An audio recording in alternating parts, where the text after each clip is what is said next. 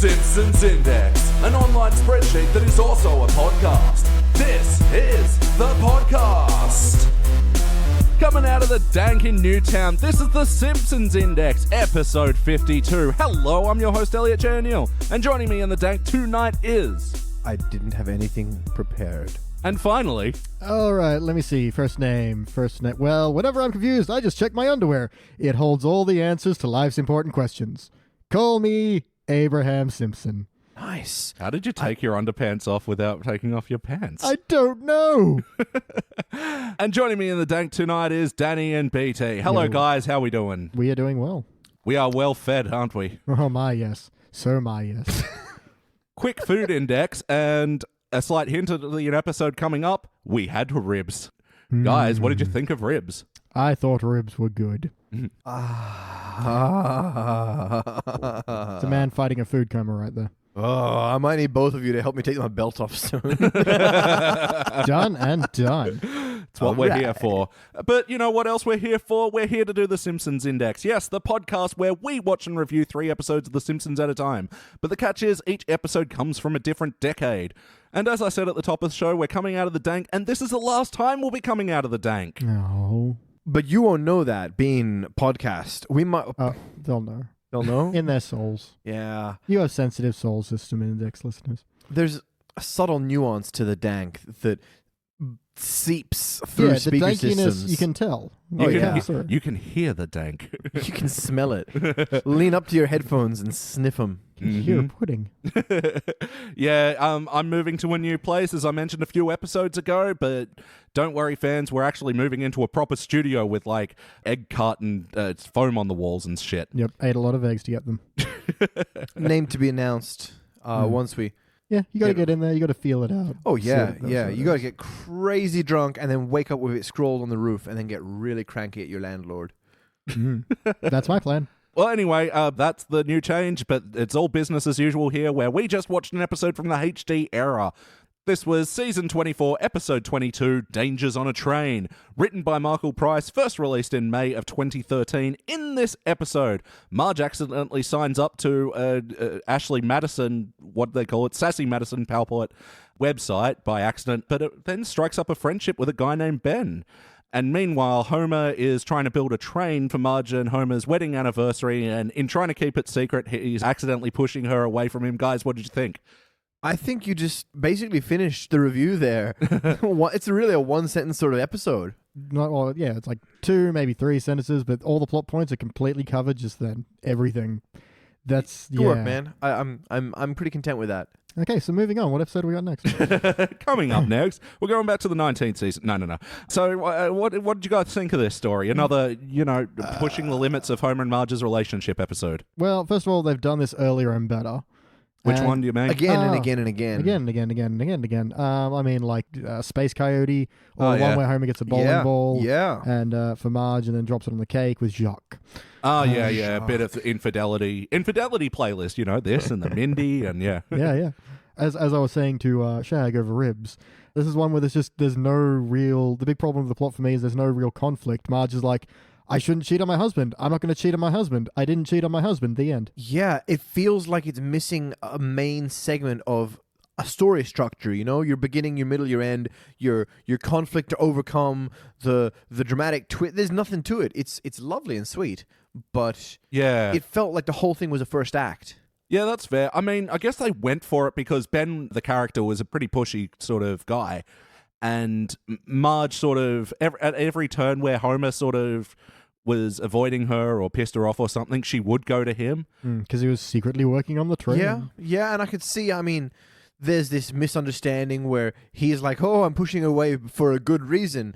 And she's like, oh, I'm getting pushed away into the arms of Ben, who actually didn't seem that bad. He seemed like a nice guy. He was happy to take it slow and coffee, although he would have preferred to watch movies together innocently. Yeah. Innocently. Wasn't that... I don't know, man. He didn't come off as scary as Jacques or as the Spanish guy in the flashbacks episode. Yeah. But he's still... I said Hispanic. He's still on like a cheating website. Yeah, that's true. And in that post-credits where they were doing the parody of the ad song, Yeah. and they had Terrible. said after their resolution, he went back on the site. Like, Yeah. that pissed me Yeah. off because I liked the resolution with Ben and Ramona's characters. Yep, but instead he tries to date Selma.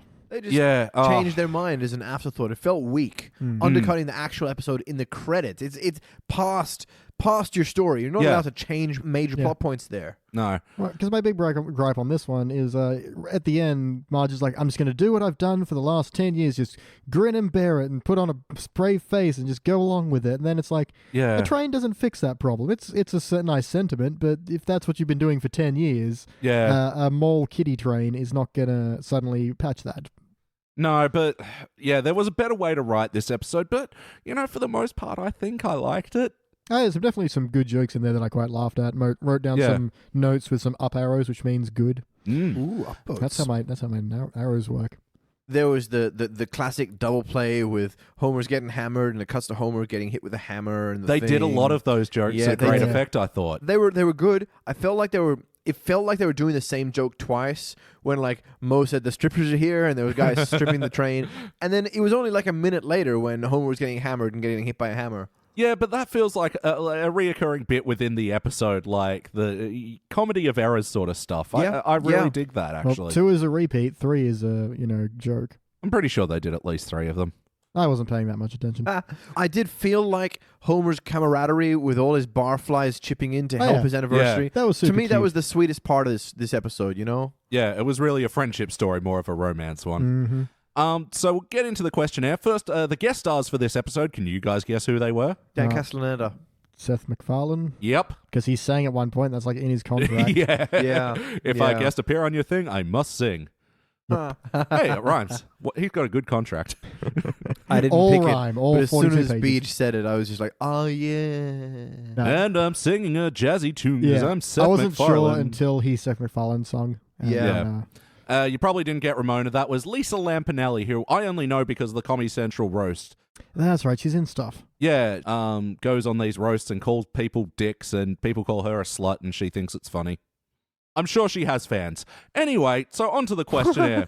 That was we're roasting her on the podcast. Anyway, so the storyline. So we've already covered, the Homer side of things, but the Marge side of things, her sassy Madison palport. Yeah. So she signs up to this because she thinks she's ordering Homer snack cakes. To me, that felt weak. By the way, Yeah. Marge is not that stupid. No. I mean, typing in sassy Madison instead of Dolly Madison, that's a big stretch. Not noticing it, somehow getting far enough through the site to enter your names and credit card details, still having no idea. If it was a cupcake site, surely you already clicked on cupcakes, ordered, and like you're in Yeah. checkout or something. Yeah, and then it wouldn't be. I mean, I've not been on Ashley Madison. I assume they say, "And what kind of fuck are you looking for?" Why would Marge give her sexual orientation details to a cupcake website? Yeah, I mean, hostess ask, but that's because they're weird. There was another parallel import in this show as well with the uptown vaginal. What do they call it in the end? Excuse me? It's equally fucking creepy. I have no idea. Rectory. Yeah, Upton Rectory. Oh. Yeah, a rectory is like the back part of a church. So instead of downtown Abbey, it's uptown Rectory. Still sounds like up the butt for Yeah. those of you who don't know your religious naming of buildings. Rectum. Barely knew him. No, he's right though. Abbey Rectory. It's a churchy joke. That Yeah. doesn't really land with. I think atheism is a large part of the planet now. We're getting there. We're working on it. Go atheism. Boo. Like and subscribe. So what do you guys think of the Upton Rectory gags and story part in the story? It existed, that's for sure. Yeah, I don't think there was gags to it. I think it was. I mean, it was clearly being used as a device to make her think more about leaving Homer, and Yeah. it was all. Oh, it was like the stick with your wife fortune cookie. Yeah. Maybe you should follow your love. Who am I to judge you? Yeah. Maybe I should follow my love. My Marge Yeah. voice is not on The point. bits where we cut to the show were boring, and there were no good jokes to mine from that. Yeah. I do like it as a, this sounds like something Marge would be into that Homer wouldn't be, so I like that as a use, as a device. Yeah, and it makes sense that, Homer wouldn't be into it, so Marge would want a friend who was also into it. Dude, why not watch it with Lisa? She'd love that shit.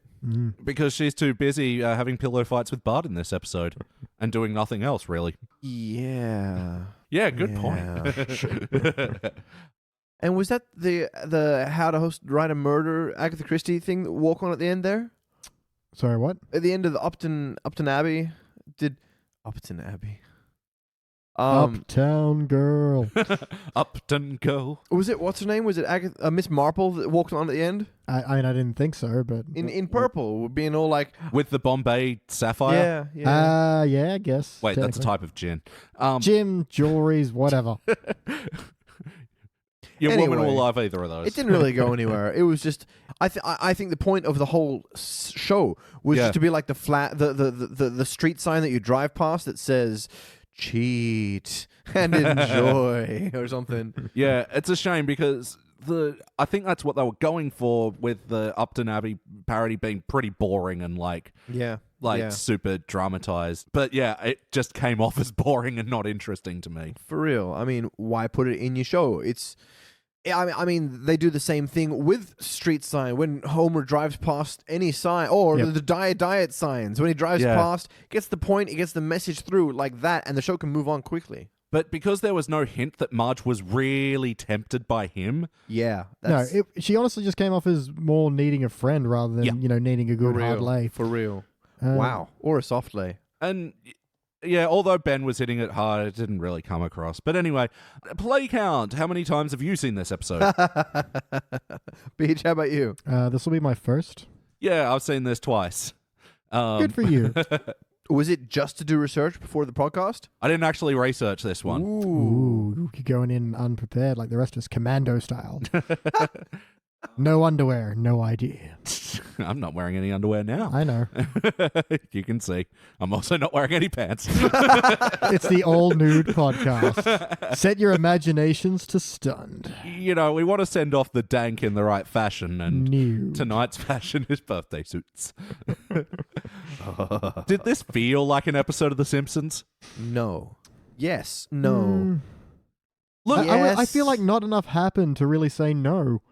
Everyone's more or less on point. Homer's doing something stupid but sweet, so he's done that plenty of times. I feel like the characters felt like the characters, and the themes were there. I mean, Marge growing distant and Homer being not a great husband, but at the same time, Homer trying his best to be a good husband. All of that stuff was there. But at the same time, the pacing felt really strange, and the story structure really kind of hit me as lacking in that. We mentioned it, how it sort of feels like it's missing an act, like it's missing conflict. Yeah, that's a really good point.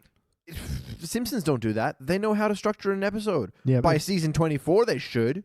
Yep. I mean, it felt very paint by numbers, really, but incomplete because you didn't have yellow, and you're like, we'll just keep going. Yeah, what you guys mentioned about it's missing a heavy moment rings really true with me. I think that's the big glaring flaw of this episode. And in that's how it doesn't feel like an episode of The Simpsons. Yeah. Whereas I think Homer's perfectly straddling the line of jerk-ass Homer.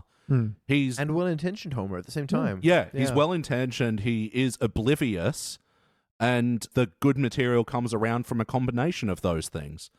Like his over-exaggeration of his back pain, I loved that. And then when it got into Marge finally leaving the room and he does that like little flip and his giddy little, hee, I'm getting away with this, she's going to be so happy later. Yeah. Not realizing he's accidentally just pushed her away a bit. My gosh. Driving her into the arms of her uptown lover. She's been living with his upton brother. Wait. No. And so let's talk about the wackiness of this episode. How was the whack? Lunch Lady Doris makes out with pimply-faced teen. No. That was that was her sister. It was Doris. Come on. No, it was Come on. It was her sister. It was Train Lady Troris. Yee. You're both fired. I'll finish this alone. And with good cause. No, wackiest thing, Marge isn't that dumb. Yeah. That's fair. Yeah, as well, because Patty and Selma go, oh, that's Sassy Madison, and you're thinking of, like, Lolly Madison. And she goes, oh, it's okay, who cares? Homer will think cakes are great. So, yeah, she's that dumb that she thought, oh, this site's close enough, and it's not got any pictures of cupcakes, whatever, credit card details. Has a bunch of photos of scantily clad couples. That is what I thought this episode was about, by the way. What? Credit card scam. She's just entered her credit card details into the internet. Yeah. Suddenly, boom. You know what I thought was going to, because Ashley Madison had that big hack a couple of years ago. Yeah. So I Yeah. thought this was going to be she's accidentally logged onto that. They do the whole release thing. Homer finds out Marge is on this cheating site. He thinks she's looking for something else. There's conflict and drama and That's explosions. a great story. I know. I know. Save that one. Might use it. Ah. Yeah, there was a little bit of wackiness, though, when they're doing the flashback at the start of the episode and Ned Flanders offered to babysit Bart and he's being a... Oh, he called him a scampi shrimp. Yeah? That was great. Oh! Scampi's a type of shrimp, and shrimp's a type of shrimp.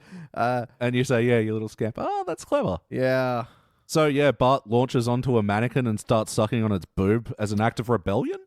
No, No, that was before Flanders. honestly, freaking babies do that. They're like, this is roughly boob-shaped. Really? Yeah.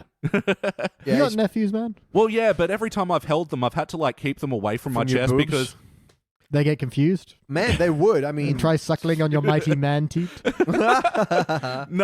It's because of my beard. It tickles their face and they hate it. that's fair. That's That's fair, fair. that's Yeah. Yeah. It's nothing about your chest, man. It's like, And my chest is equally as hairy as my dude, chin. you could make a boob face, and they'd be like, Yeah. it's a tit. Yeah. That's like how parents sometimes see if their kid's hungry. They put a finger in their mouth, and if they start sucking it, like, well, they obviously are hungry.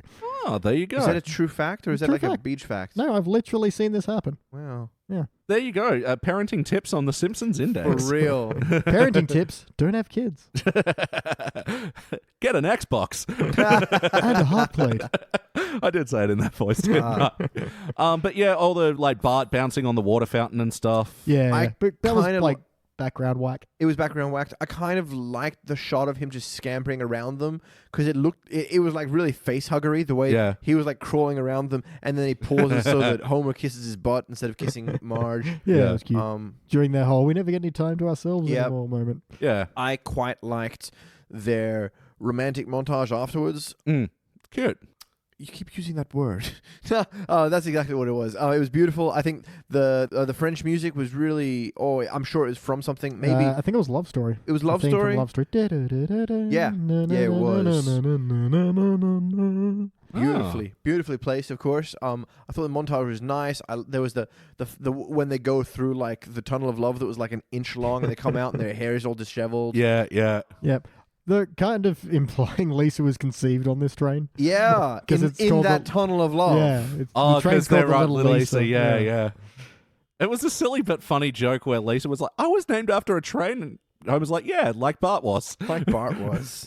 They had this adventure before. Like, I guess trains just get them going, yeah. I suppose. And trains and montage music. I loved Homer's little, I'm a working on the railroad. Yeah, that was great. Why are you singing that song? Public Because it's domain. the public domain. Hey, love the meta jokes there, which Yeah. is funny because sometimes I hate them. But ooh, when they land, they land. Yeah, They cut away quickly enough to Marge doing more plot exposition. Yeah, that they don't was point funny. the finger at it. Yeah. Them making out in the glass elevator and everyone just like laughing at them. Personally, I'm like, why would you laugh at these people? It didn't seem that weird. Oh, yeah, and that was sort of seemed like it was just there to set up the Nelson going, ha ha, his first word, I'm going to give him champagne because I'm Yeah. a bad that mom. was Yeah. weird and creepy. Yeah. I quite liked when they were making out in the changing closet. I actually thought they were having sex. Then the door opens and I'm like, whoa! But no, they had like trial clothes on. Yeah. And then they put the trial clothes tie on the Yeah. thing. And that was great. That was really That was Oh, a good yeah. That's a great gag. Yeah. It was visual, it was quick, and it wasn't too smutty. Yeah. And to, make conservative Shag here laugh, you can't have any boobs or butt or... No, the raciest thing he's used to is Uptown Abbey. I'll Abbey up your town canal. Rectory. Hardly knew where... That doesn't work either. Okay, we'll fix that in post. How about the heart of this episode? No, No, come on, man. This was a very sweet episode. Yeah, Like, Homer the Gwen- whole time yeah. was trying to do lovely things for Marge, and despite the comic misunderstandings, they resolved their anniversary in Yeah. a wonderful, loving... It was loving. There was a lot of love in that episode. I'm going to say much like Homer's anniversary plan, the intent was there, however, it just didn't work. So, you mean he had heartfelt emotions, but No, it it didn't reach your cold, stony exterior? No, it's not stone, it's titanium biocarbon. It's Okay. very tough to penetrate. Yes. Fair enough. Yet soft, the touch. Okay. Yeah, I kind of agree with you. I don't know. Sometimes I think for a HD era episode, I think they hit it enough. The majority of the material was good around it, I thought. And especially getting back to montages again, yeah, Homer's little montage where everybody's helping build the train, that was great. And No, I think the friendship points were good, and I think it's more my spite for this one comes from the fact they had the pieces of something better and they just didn't put it together right. Not badly, just not right. yeah, I guess it was missing that big moment was, holy fuck, are they gonna, is Marge going to? Like, and I guess they had the building blocks for her too. Well, there was more that could have been mined there, and I guess I'm just sad it didn't go there. As they say, the greatest tragedy is a wasted potential. A little bit of heart. You got Reverend Lovejoy. He'd love to help in this train, this train storyline. Oh yeah, finally putting those train. I like they called him because hey, you know stuff about trains. He's like, do I ever? yeah, totally. Yeah, and I mean there was some good jokes and there were some really eye-rolly jokes as well. So yeah, and bad jokes, man. Marge's little fantasies. Sorry, getting back to the wackiness really bugged me. Oh, I don't want to go on a date where Homer is too fat to, got to cut him out of the house. I found a kitten under my fault flash and I lost my cleaning stick. Come on, you did that joke better. Yeah. The cleaning stick thing's been done. With a rag on a stick. Exactly. Yeah. Now that's fat humor. With a PH and an F. That is terrible spelling. When they do that 9-year flashback, they got this. I rolled my eyes and put a down arrow next to it, where they're like, "Oh, honey, I'm like Borders books. I'll always be around." It's like, I get it. Yeah. Bad. Yeah. Oh, and what was with Patty and Selma's jokes? It's got more of that, and then Mexico's got headless corpses. This town's got more creeps than Mexico has headless corpses. And it's like, ooh, That was a little on the nose. yeah. Oh. Probably a bit lower down about the neckline. Thank you. Oh, you're a terrible robot. To bring it up, I did like Sassy Madison's slogan was "Cheat, Stray, Love." Yep. I was on board with that. What else has an up arrow? Let me have a look at. Oh yeah, Homer arguing with himself. He's like, "Quick, think of an excuse. Hey, I'm not. You're for thinking. I'm for doing." Yeah. His brain takes a vacation from his other brain. Yeah. Yeah, I felt like that one took a little too long, but then when they came back to it, when they referenced it again, I thought it was funny again. So yeah, it's like one of those jokes where it did actually come around good at the end.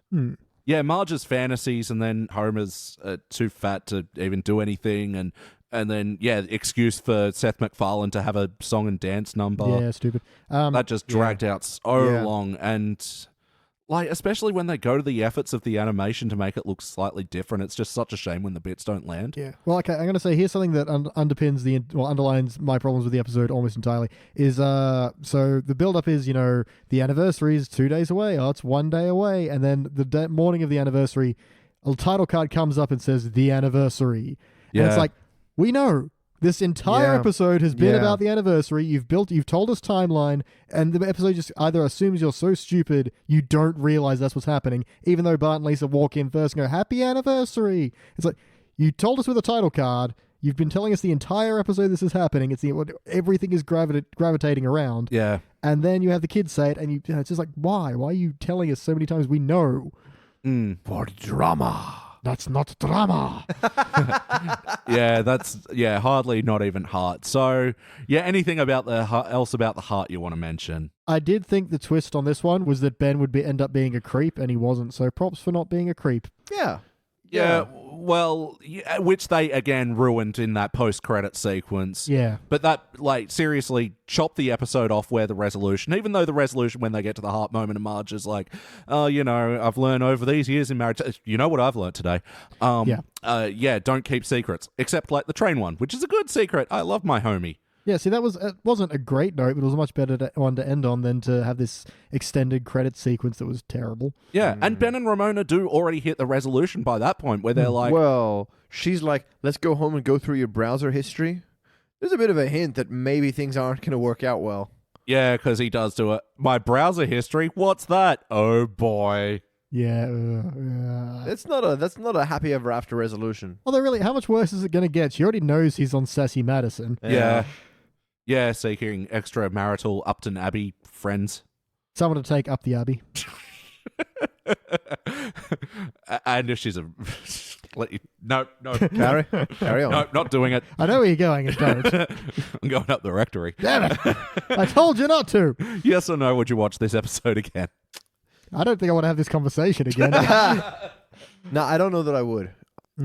Yeah, not without provocation. It's like, backgroundy enough that you wouldn't notice it, though. yeah, exactly. You know? Like if I'm doing something else and it rolls on, I'll be like, "Oh, hey, a train! I think I've seen this one." So does it pass the hangover test, though? I'd Ugh. sleep through it. So yes. I feel like I'd nap. Yeah, I wouldn't change it. Let's assume you can't sleep. Oof. Yeah, it's one of those ones. Yeah. Guts are hurting. Might Yeah. need to get up in 5 minutes. You don't know. How far's the remote? Let's ask it. It's really going to come down to this. You think it's between the couch cushion. You can kind of feel it under Ooh. your butt, but you're not sure. I'm trying for the couch cushion. If it's not there, then I'll continue. But if it is, then no, we're skipping. So maybe we'll watch it again, maybe under certain circumstances. What playlist would you put it in? Infidelity. Yes, the infidels. Computers. Yeah. Yeah. Marge learning to use a website. You could... No, don't pair it with Marge Gamer. That episode sucks. Hey, if you're on this one, I think Yeah. Marge Gamer we actually liked a bit more than this one. So At least laughed a bit more in Marge Gamer. That one just had the problems of like bullshit storytelling. yeah. I will say I do like the bit where Marge has a little dream bubble of Ben and kind of just like pushes it aside instead of it disappearing. Yeah. So they've done a few interesting things with dream bubbles. So dream bubble interesting uses.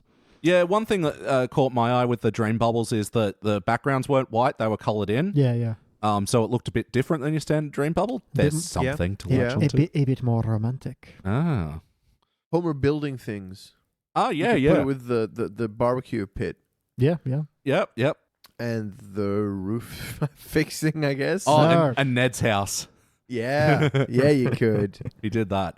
All right, let's go through our notes and see if there's anything else we want to talk about with this episode. I have Grandpa Toast. I don't know what that means.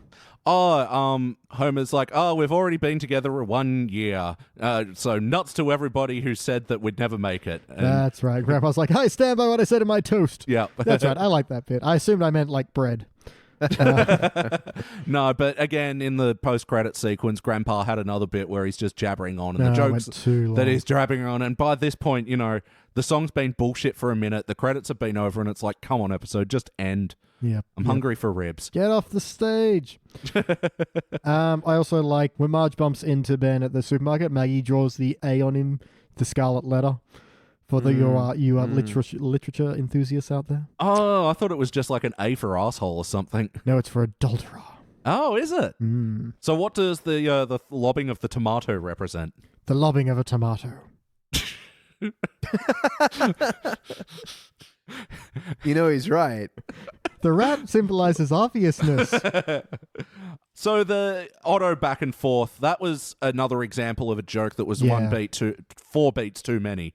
Where the medical marijuana cart pulls up, here's something that people actually want.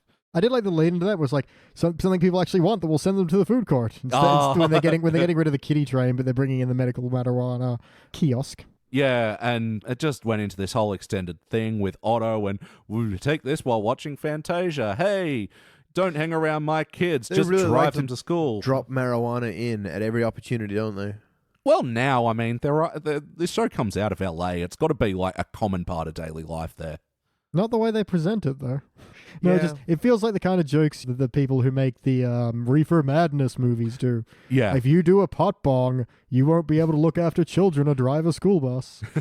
Yeah. He toked a hemp rope once. Ooh, took a pot needle and now look at him.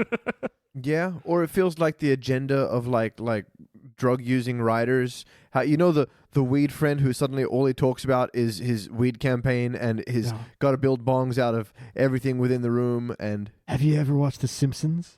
on weed.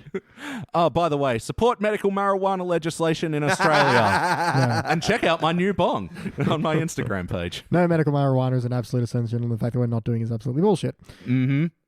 Especially for me and my headaches You do get so many of them. from not having enough weed. Having too much stuff in your rectory. No say amount- it enough, it keeps coming back, buddy. No amount of medical marijuana will help me with that. Did you say medical marijuana? That wascally medical marijuana. Yeah, what's high, Doc? Okay. All right. Yep. We're done. And we're back. Marge's line where she goes, "Oh, Marge, why are you watching the commercial again? I like animation." That was weird. Yeah. Was that trying to be a meta joke? No. The Simpsons are animated. No, I think that was just, we paid for this bit and we kind of want to milk it a little bit harder.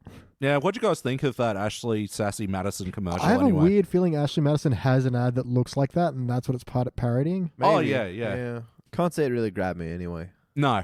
I mean, kudos for trying an alternate animation style. It went a little longer than I expected it to. Yeah. Same like the whole episode felt stretched out. And yet too short. Yeah. And then they rehashed it for the credits, and that was terrible. Yeah, it didn't pay off at all, like, within itself and then with its second reference at all, did it? I like the bit with Upton Rectory where it was like, Upton Rectory, sponsored by Hooters.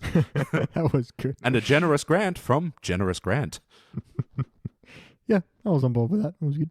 There's just not a lot here. It's, yeah. All right, final notes before we rank this thing.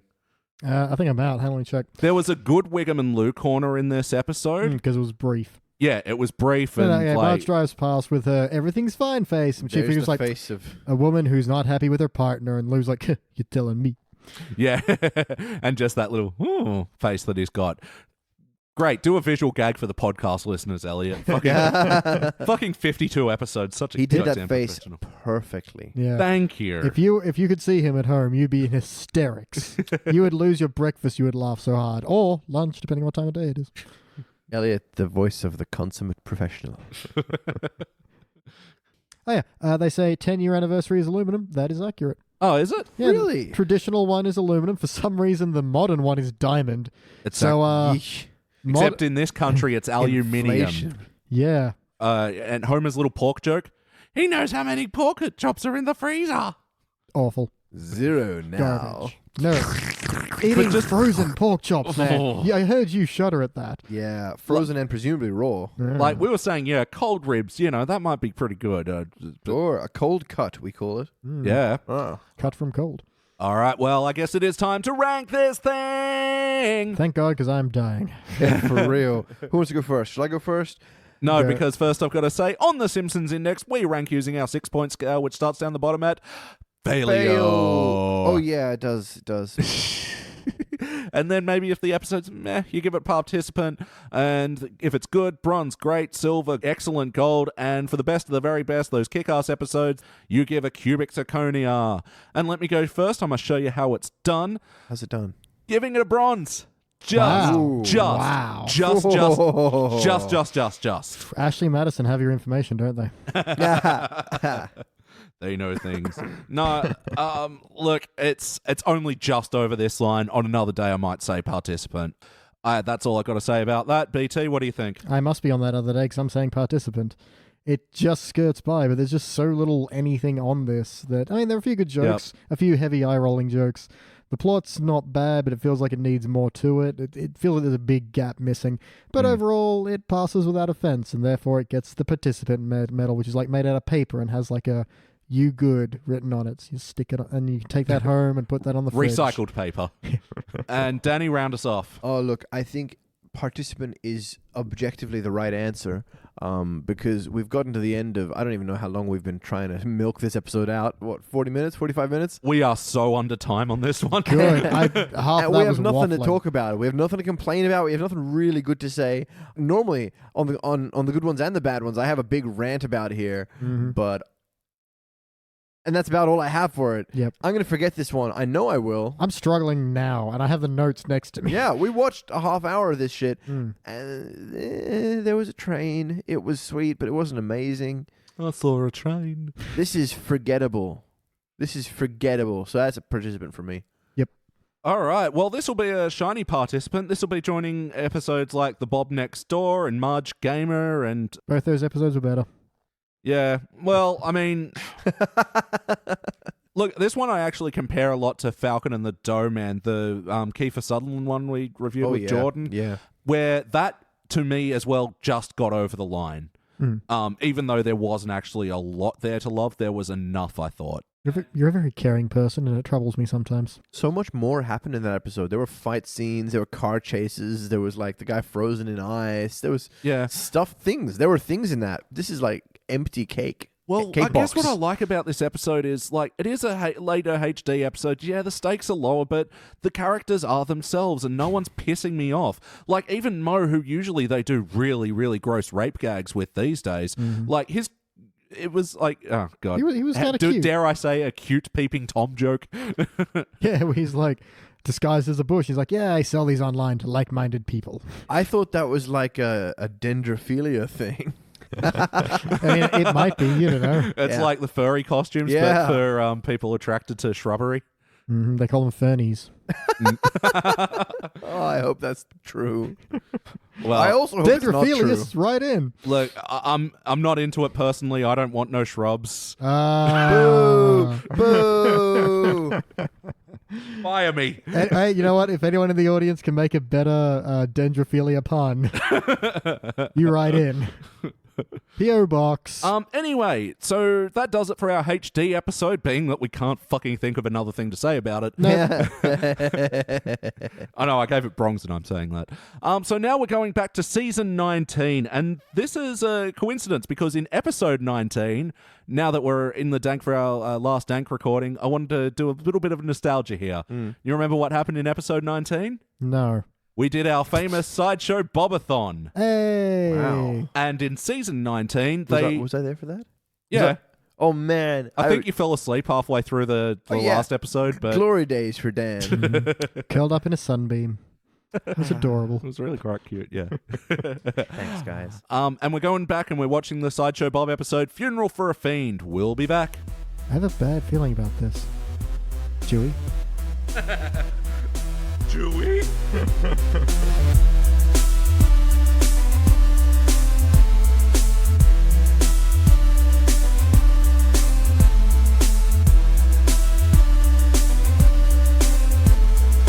And we are back, and we just watched an episode from the teens era. It was Funeral for a Friend, Season 19, Episode 8, written by Michael Price, first released back in November 07. In this episode, Sideshow Bob is back, and he's brought the whole family with him. The plot is also fucking convoluted as fuck, guys. What did you think? First of all, isn't it Funeral for a Fiend? Oh, did I say friend? You did. You want to take it again? No. So, guys, what did you think of Funeral for a Fiend? Oh, I have some notes. You do? He has reams of Look them. how, the scrolls, they go, like, we had to get several more notepads. Oh, Yeah. no. He's going to ream this one on you. I don't even know where to start. I really don't, because just from the outset, this episode is convoluted, constantly what we accuse Simpsons of, just explaining something, doing a gag, explaining something else, doing a gag, and just nothing is connected for any real purposeful reason, even though they try and present at the end that they've been doing this whole It convoluted was clever plot. all along. And Yeah. then Oh, Now, yeah. before we get into all the thrashing I'm going to give this, let's just say there were some good jokes, and like the dialogue and stuff was actually it was hit and miss. yeah, but it was participant to bronze level. It was Yeah. I got some good chuckles out of this. There were some of these notes are good joke lines. It's just the plot in this is so bad and so stupid, and thinks you're so stupid that you'll be entertained by it. Yeah. It's insulting and it's dumb and it ruins its own legacy. I think every time it's about to be funny, it steps on its own foot, you know? Yeah. Its own giant foot. Yeah. They start out with the TiVo thing, and that's kind of interesting, and it felt like, clearly, the whole point of going to the thing, getting the TiVo, watching the ads, Marge feeling guilty about the ads, suddenly they see an ad, and the whole point was to move them out of there. Yeah. And I hate, you guys I'm sure are aware of my pet peeve where they snip the first act out. Oh, yeah. Like that. And for a plot that, for Acts 2 and 3, we're trying to weave this complicated story that was going to be, expertly solved by Lisa at the end. Like, this first act is essential time that they needed to craft. To craft something or anything resembling a good idea. Yeah, it's the first... because what really finally kicks off the plot is they see an ad for the steakhouse on the TV. How many episodes have we had where they just start by watching TV? They bought a device that was designed to skip commercials, and they supposedly went ages without what. How long was Sideshow Bob waiting for them to come? Did he show that commercial to everyone in Springfield or America? Yeah. It was just on network television, so was no one else showing up for that? Yeah. How did he possibly know when they were going to be watching TV, other than all the time, I suppose? Why did the plot go from, hooray, we never have to watch commercials again, to suddenly we have to watch commercials? What the fuck is the point of this? Because Marge had guilt about it. Who are we for supposed some to reason. empathize with? So talking about the story for the first question, it's just a fucking mess. Marge's thing just felt so inconsequential, even with itself, because it was just we're buying TiVo now, and it's great. Pretty much announcing it as soon as it happens, and with that itchy and scratchy cartoon as well, where It was medium ochre. and they broke it up into two, and that felt weird because that's They not never do that. why wouldn't they do a CSI or do a PowerPoint of a show that does that sort of trope? Yeah, who does land on the cliffhanger until after the commercials come back. Yeah, I mean, it's not like the Itchy and Scratchy episode was relevant in any way. Nope. No, it didn't have its usual tying into the episode relevance that it does. Well, it was full of flaming cat intestines, and that's what you can largely say about this episode as well. Thanks, Peach. Flaming cat intestines. That's how we rank the story. Now, what else pissed me off about the story is that, and I've noticed New Simpsons do it a lot, is they just fucking love their anagrams. Remember Maggie's the Godchild episode where that was all solved with anagrams and Da Vinci Code shit? And, and Ray Romano is an anagram of Orman Yar. It sure was. Whatever. This one, how long did they spend on it? Ed Dubner's fucking super massive red joint is actually Sideshow Bob's family style return. Terrible. Absolutely a terrible waste of man hours. They should not have been paid for that. No. No, because neither title was clever or felt natural of a title either. Yeah, neither was relevant, funny, or poignant. What would have made that is if the directors had been driving past and actually seen Wes Dudner's Doodly Doodly Doop, and someone was like, you know what? That's an anagram of Sideshow Bob's. It didn't happen. That story didn't happen. That was a lie. But it may as well have. They may as well be taking their TiVo to the tip because they're sick of it now, and then they pass it. You know what? That makes way more sense. Yeah. It's just, And a complete waste of not only David Hyde Pierce, who returns as Cecil, but a complete waste of John Mahoney, the dad from Frasier, who is completing the trifecta here and coming in as... until Eddie gets in. He had an uncredited cameo as Santa's little helper in the third season. Was that him? Yeah, the dad from Frasier was Dr. Robert Terwilliger. Have we had, what's her name yet? Daphne? Daphne? I don't know. I was meaning to ask you, because I know you watched a lot of Frasier recently. Did he ever figure out what to do with those tossed salad and scrambled eggs? Because I never saw the final. So play count. How many times have you seen this episode? One bowel loosening, extraordinarily shit time of awful. And you? I can't top that. But I didn't think it was very good, so you probably can. I'm. It's been taco night, so I'm gonna top it pretty shortly. Ew. All over that DVD. I have seen it twice before tonight, so 3 times total. I watched it once in preparation because I know I haven't seen it for many years because I saw it once and was just like, fuck you. And I brought this episode in because, saying goodbye to the dank. One of the most special episodes to me was the one we did, the Sideshow Bobathon. And how good... and how good was the Cecil episode, the first one? Oh, yeah. So good. Magical.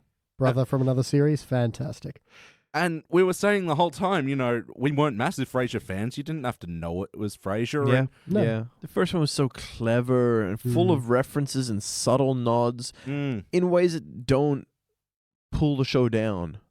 Whereas this one's so busy with its head up its own arse. Yeah. Doesn't see the light of day. See, in that one, you have a reason to follow Bob. He's kind of seems like he's reformed. There's a reason for people to believe he's not a bad guy anymore. In this one, where everyone, the town thinks he's dead and they're angry at Bart, it's like, he tried to kill you all with a nuke. You all just... I mean, I know he's got this way of winning the town over, but it was just so quickly and dumbly, and I hated it so much. Yeah, all the Yeah. plot points rolled through so quick as well. Like, And especially with that first act not being used for this story, yeah, look back to the Cecil one. That, like you said, it was started from the beginning. The one where he wins the mayoral office. Yeah. Like, they spent time setting that up. Yeah, absolutely. It's like you can see how that he's,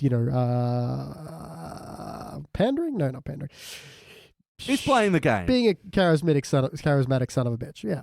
Yeah. He's persuasive. He's seductive. He's everything you want in a mayor. He's Dr. Fraser Crane. So this is a new question. Inspired by Cracked Movie Club, which, guys, oh my God, check it out. It's amazing. Is there a scene that you'd either like to add or remove? All of them. All the scenes can be removed, except for maybe... there's only a bit where Bart's on the conveyor belt and Sideshow Bob moves the lever from gloating speed to kill him already. I like gloating speed. That's good. I quite liked when when they first walk into Wes Anderson's house on Haunted Hill. Yep. And with Steve Zissou. and the cage slams shut, and for a second it's legit terrifying. I'm like, oh, I'm snap. like, I don't know where this is going. Yeah, they're doing an actual scary movie. Did you guys, so you didn't recognize Cowboy as being Sideshow Bob? No, they got me Definitely there. not in the ad, no. Like, my note right there was, could have started at this point because I thought, okay, this is where they're going. They're going to a steakhouse. Yeah. This is where we could have started the episode. My next line is, oh, fuck off. Yeah. The second I saw it was Bob, I wrote that down. Yeah. There was a half second where I legit thought they were doing like a hostel torture kidnap sort of thing. And I was like, oh my God, they're going to fucking roll with this. It's going to be insane.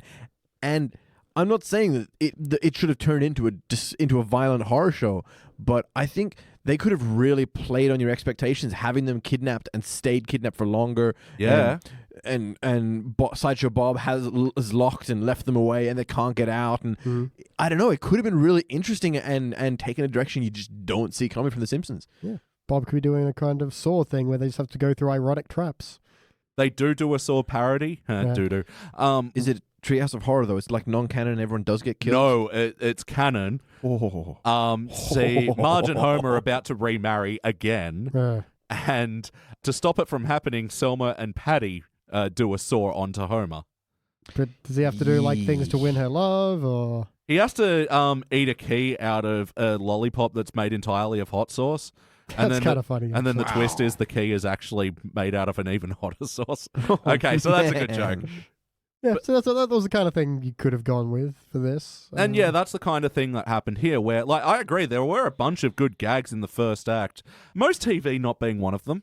No, it didn't make me laugh at all. Yeah, I know how to strap a TV to the top of a car. Psh. And then, I'll chase a van and watch TV that way. I'm watching Sesame Street now. Okay, I like the joke of I'll just chase vans but then you don't have to show it. You don't have have to tell show it it. and then No show way. It's there was annoying. so much of that, too much showing, like Millhouse going, Dad's going to teach me how to be an umpire. Stop the joke there. But no, they went on to, look, I've got a clicker. Ball one, a ball two. Ugh. Yeah. That wasn't cool. Joke I did like is when they're all tied up and like Sideshow Bob's like, let me just tell you about everything I've been doing since we met. And Lisa's like, you never ask us what we're doing. Yeah. I thought it was kind of cute. Yeah. And then, like, to undercut that joke, he does the whole fucking slideshow thing. Yeah. Which Dude, but the name Slideshow Bob, that was amazing. was it worth it? Come on, man. I mean, it didn't have to go that long. I think it was worth it in the sense that you maybe needed to be reminded that Sideshow Bob has a wife and kid. Oh, yeah. They were like name dropping the characters for later in the show. Yeah. Characters that actually did nothing in the whole show. I don't even think they had a line. His wife certainly didn't. His kid did. I think he had one. But Tress MacNeille, who also played Dame Judy Terwilliger. Yeah. And I love Tress MacNeille. Okay. You did a good job. You weren't given good material. Yeah, that happens a lot. The one line the kid had of being like, hit me, in the car poker scene. That was a good reading of 2 words. True. Oh, also in that like last bit, like Snake just totally billy clubbed a fucking child. Yeah. Like a 4-year-old. Not to mention that he did a walk-on, walk-off because his joke failed, and they were like, this joke failed, we're keeping it in the animation anyway. Yeah, this is actually how I'd sum up the final line of this episode is how I think we can sum up the episode itself. Joke's not funny, and the bid's not sufficient. Definitely not. Although that's not entirely fair. Some of the jokes are all right. Plot's not good. The whole thing just the good sucked. jokes are so few and far between. Yeah, I liked the Kent Brockman material. Yeah. When he was doing the live cast and they did it's a veritable who's who of haha. Oh yeah, that's funny. But just because we're still on like theoretically we're still on what scenes do we add and take out. I'm thinking, you know what would have made this a much funnier, not funnier, but a much better show is if Sideshow Bob had stayed dead. Yeah, would have been interesting. Maybe it's just because of the very first scene looking like Hostel, but a lot of the things where they're about to do something dark and really interesting, and then they chicken away, you know? Yeah. And the whole way through the court scene, I'm just like, yeah, it's heart medicine. Yeah, they're going to say he's dead. Yeah, it's going to turn out he's not dead. And you don't even have to watch the show. You can see the punches coming so far in advance. Yeah. Like that Sherlock Holmes bit where he sees the punches coming in advance. But did it feel like a Simpsons episode? No, it felt like a slow punch from a sloth. I wonder if they could have done something dark with the... Oh, maybe the coffin and the cremation's a bit too creepy for The Simpsons. A little too full on to go somewhere. No, but Bob dying would be interesting. Like, Yeah. you've got repercussions from that. You've had characters die before. And it's you could not even have a bit out of of bounds. A bit of Bart guilt from, he's tried to kill me, but I never wanted him dead. Just, now he's gone. I don't know how to handle that. Yeah, you could have one of those like Bart and Lisa coming to terms with life episodes. It's his Bleeding Gum Murphy's dying. Yeah, and Bart learns I needed him all along or whatever. Yes. Play that card. See, that's the fucking thing I hate about TV and movies these days. I'm looking at fucking you, Batman versus Superman. You play the character's dead card, and you should only be able to get that once. Yeah. And then you got to do something with them. Yeah, and I don't know. I can't think of a recent example of a satisfying fake death. You mean one where it turns out they come back all along because we still want the character. We want the emotion of the death, and we want the characters. You want the character. Exactly. And, like when Seymour Skinner, everyone thought Bart murdered him. There was no evidence that, like, you didn't see Skinner's body in a coffin or any of that shit. Nope. It was all the mystery. What really happened? Exactly. I'm trying to think of a movie. Surely movies or something has had a good fake-out death. Must have, somewhere. We'll get back to that. Yeah. The only in one the thing third I act. can think of is like Barbossa coming back in Pirates 2. You didn't see that.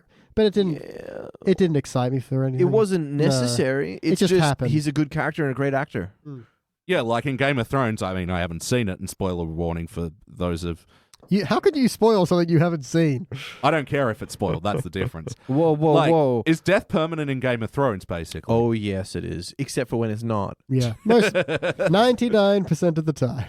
All the big ones stay dead, except for the when they don't. Yeah. It's Seems a bit like of a shame, isn't it? It does. Well, it still gives the threat that it's going to happen. I can only think of the one. No. Yes. Ish.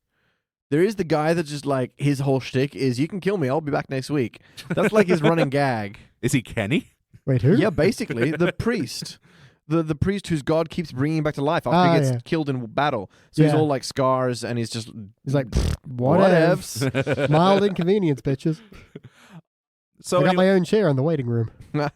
So let's talk about the wackiness of this episode. Now, I'd like to submit for the court that the entire turn of Lisa realizing that this was a plot all along was fucking wacky as fuck. It wasn't wacky, it was just dumb. Shameful. Millhouse is on their doorstep. I've got sore feet. Sore feet? Sideshow Bob's going to kill Bart. Yeah, it's like, how did you know? Oh, well, why would your family shell out so much for a coffin that would fit your feet? And it's like, because they're human beings who care about him. What was she expecting? Oh, no, we don't want to waste money on the corpse's feet. Just cut his feet off. That's fine. He's just snap him up. Snap it off. Who gives a shit? Dumbest fucking thing I've ever heard. The fuck kind of plan is that? And in the coffin, there's like footless fucking Sideshow Bob and just these 2-foot corpses like tucked in there. Shoeboxes just like in the shape of coffins. Oh, the fuck is wrong with you, Lisa? Like, they got 2 little baby coffins for his feet separate from the main one. Yeah. That was so dumb. It's like, that's not evidence. Because it was even pointed at as a joke during the funeral bit. They pan down Bob and they stop at his oversized feet, which have the extra space. Yeah. And it's like, no, that was a clue. It's like, that's the dumbest fucking clue. So there you go. They've taken a subtle sight gag and fucking made an illogical plot point out of it. Yep. Yeah. And also Lisa going, oh, and in the courtroom, he must have injected Sideshow Bob with nitroglycerin. Okay, this is a trope I'm sick to fucking death of that chemical that makes you appear totally dead until you're not. It's like, no, stop it. Yeah. You could use one movie can use that once. That's it. I've It's seen not it like get out of jail 14 card. times. Nitro convenience soul. For real. Yep. You know what? Just make it so, attending physicians for corpses just have to stab them in the head. Ask your doctor if Deus Ex Machina is right for you. Pretty much. Just like, hey, he's dead. Let's just poke a needle. You know what that speech reminded me of? Yeah. Stephen Hawking being like, no, the black hole was in the exact point. Yeah. Yeah. Bullshit. Bullshit. I call shenanigans on that. Which actually goes on to question, did Bob not go through an autopsy? Well, that's it. Like, surely there was a coroner's thing if there was a funeral that the entire town attended. And Dr. Hibbert as well. Like, what do you think of that line? Ew, I'm touching a dead guy. Did that work for you? I think if it caught me on a better day, you know? Exactly. If it would have been in a better episode, that probably could have landed. But at that point, we just like... Yeah. I think that was the second... Yeah, that's when I wrote fuck off again. Yeah. Or was that when I wrote continue fucking off? They had their chances No, that's right. by When I this point. continue fucking off. Yeah. And just for David Hyde Pierce as well, look, I think he also did well with the material he had, and I actually quite liked that, oh no, Botticelli is fantastic, you guess a character, and wow, it is boring. It was a good bit. But yeah, just he did well with bad material, but it's still bad material. Yeah. That made me want to throw things at your TV and buy you a new TV. Please do. And put it to the top of my car and then not strap it on and have it fall down. And then chase behind other cars watching television. As long as you let me know what happened on Sesame Street this week, man. Spoilers. You start from the beginning. Fucking, that's like 40 years ago now. I don't care. It's important. It's been around longer than Doctor Who, maybe. Nope. First episode. Let's talk about the heart of this episode. Let's move on. No, like, I mean, where was the heart? Where was it? It was dumb as fuck because people all pretended. Like, okay, the Simpsons show up to the funeral home and they're like, Bart, can you at least pretend to look sad? It's like, why? What possible reason does your family have? Okay, To Bart, even go to this thing. Bart pseudo-accidentally killed Bob. So what? Like, he's tried killing you all so many times. He was on trial for murder that he admitted to. Yeah. He was waving around a threatening vial. That's justifiable self-defense. Yep. Is could have been- nitroglycerin explosive even in a small amount? I mean, I don't know what amount it has to be in or how it works, but... Not particularly deadly by itself, but you don't know what's in there. Just because it says nitroglycerin on the box, that could have been a chemical agent. It could have killed everyone. Could have been smallpox. Yeah. And especially with a lead-up line of, I didn't want to have to use this. Yeah. Yeah, which is, I didn't want to have to use my heart medication. Who says that? I mean, I'll try before I pop my Telfast tomorrow. Give it a shot. Yep. Yeah. I wish it didn't come to this. Popular hay fever medication, by the way. I think the closest I found to heart was watching Marge feel so guilty at her one little pleasure of skipping ads. Yeah. Yeah. She was so happy to be skipping ads. I watched 2.5 Men in 2.5 minutes. It was amazing. She was having the time of her life, and then seconds later it just comes crashing down. The poor thing is just like, I'm so sorry. I'm so sorry to be happy. Yeah, I didn't need Ghost Keith Oberman, which was played by Keith Oberman as well. I don't know who that is. It's the guy that was the ghost. Oh, okay. I didn't need him to pull off the mask 6 times. That gag was not funny. And I didn't quite understand it, I feel. Like, they're like, he pulls off the mask and he's like, without a team of 6 people, I would look like this. And without a different team of 6 people, I'd actually look like this. But actually like this. You could wake up here or here. American audience, that's a popular ad from Australia. It was very long and tired, and like there was a turn that Marge could have made all on her own. Like she is one to have a moracle. Yeah, she is. A moracle, a monochrome of oracle. She has like a vision about morals. Yeah. Yeah, so that was the heart of this episode for me. And then that whole chapter gets written out entirely so they can go eat ribs.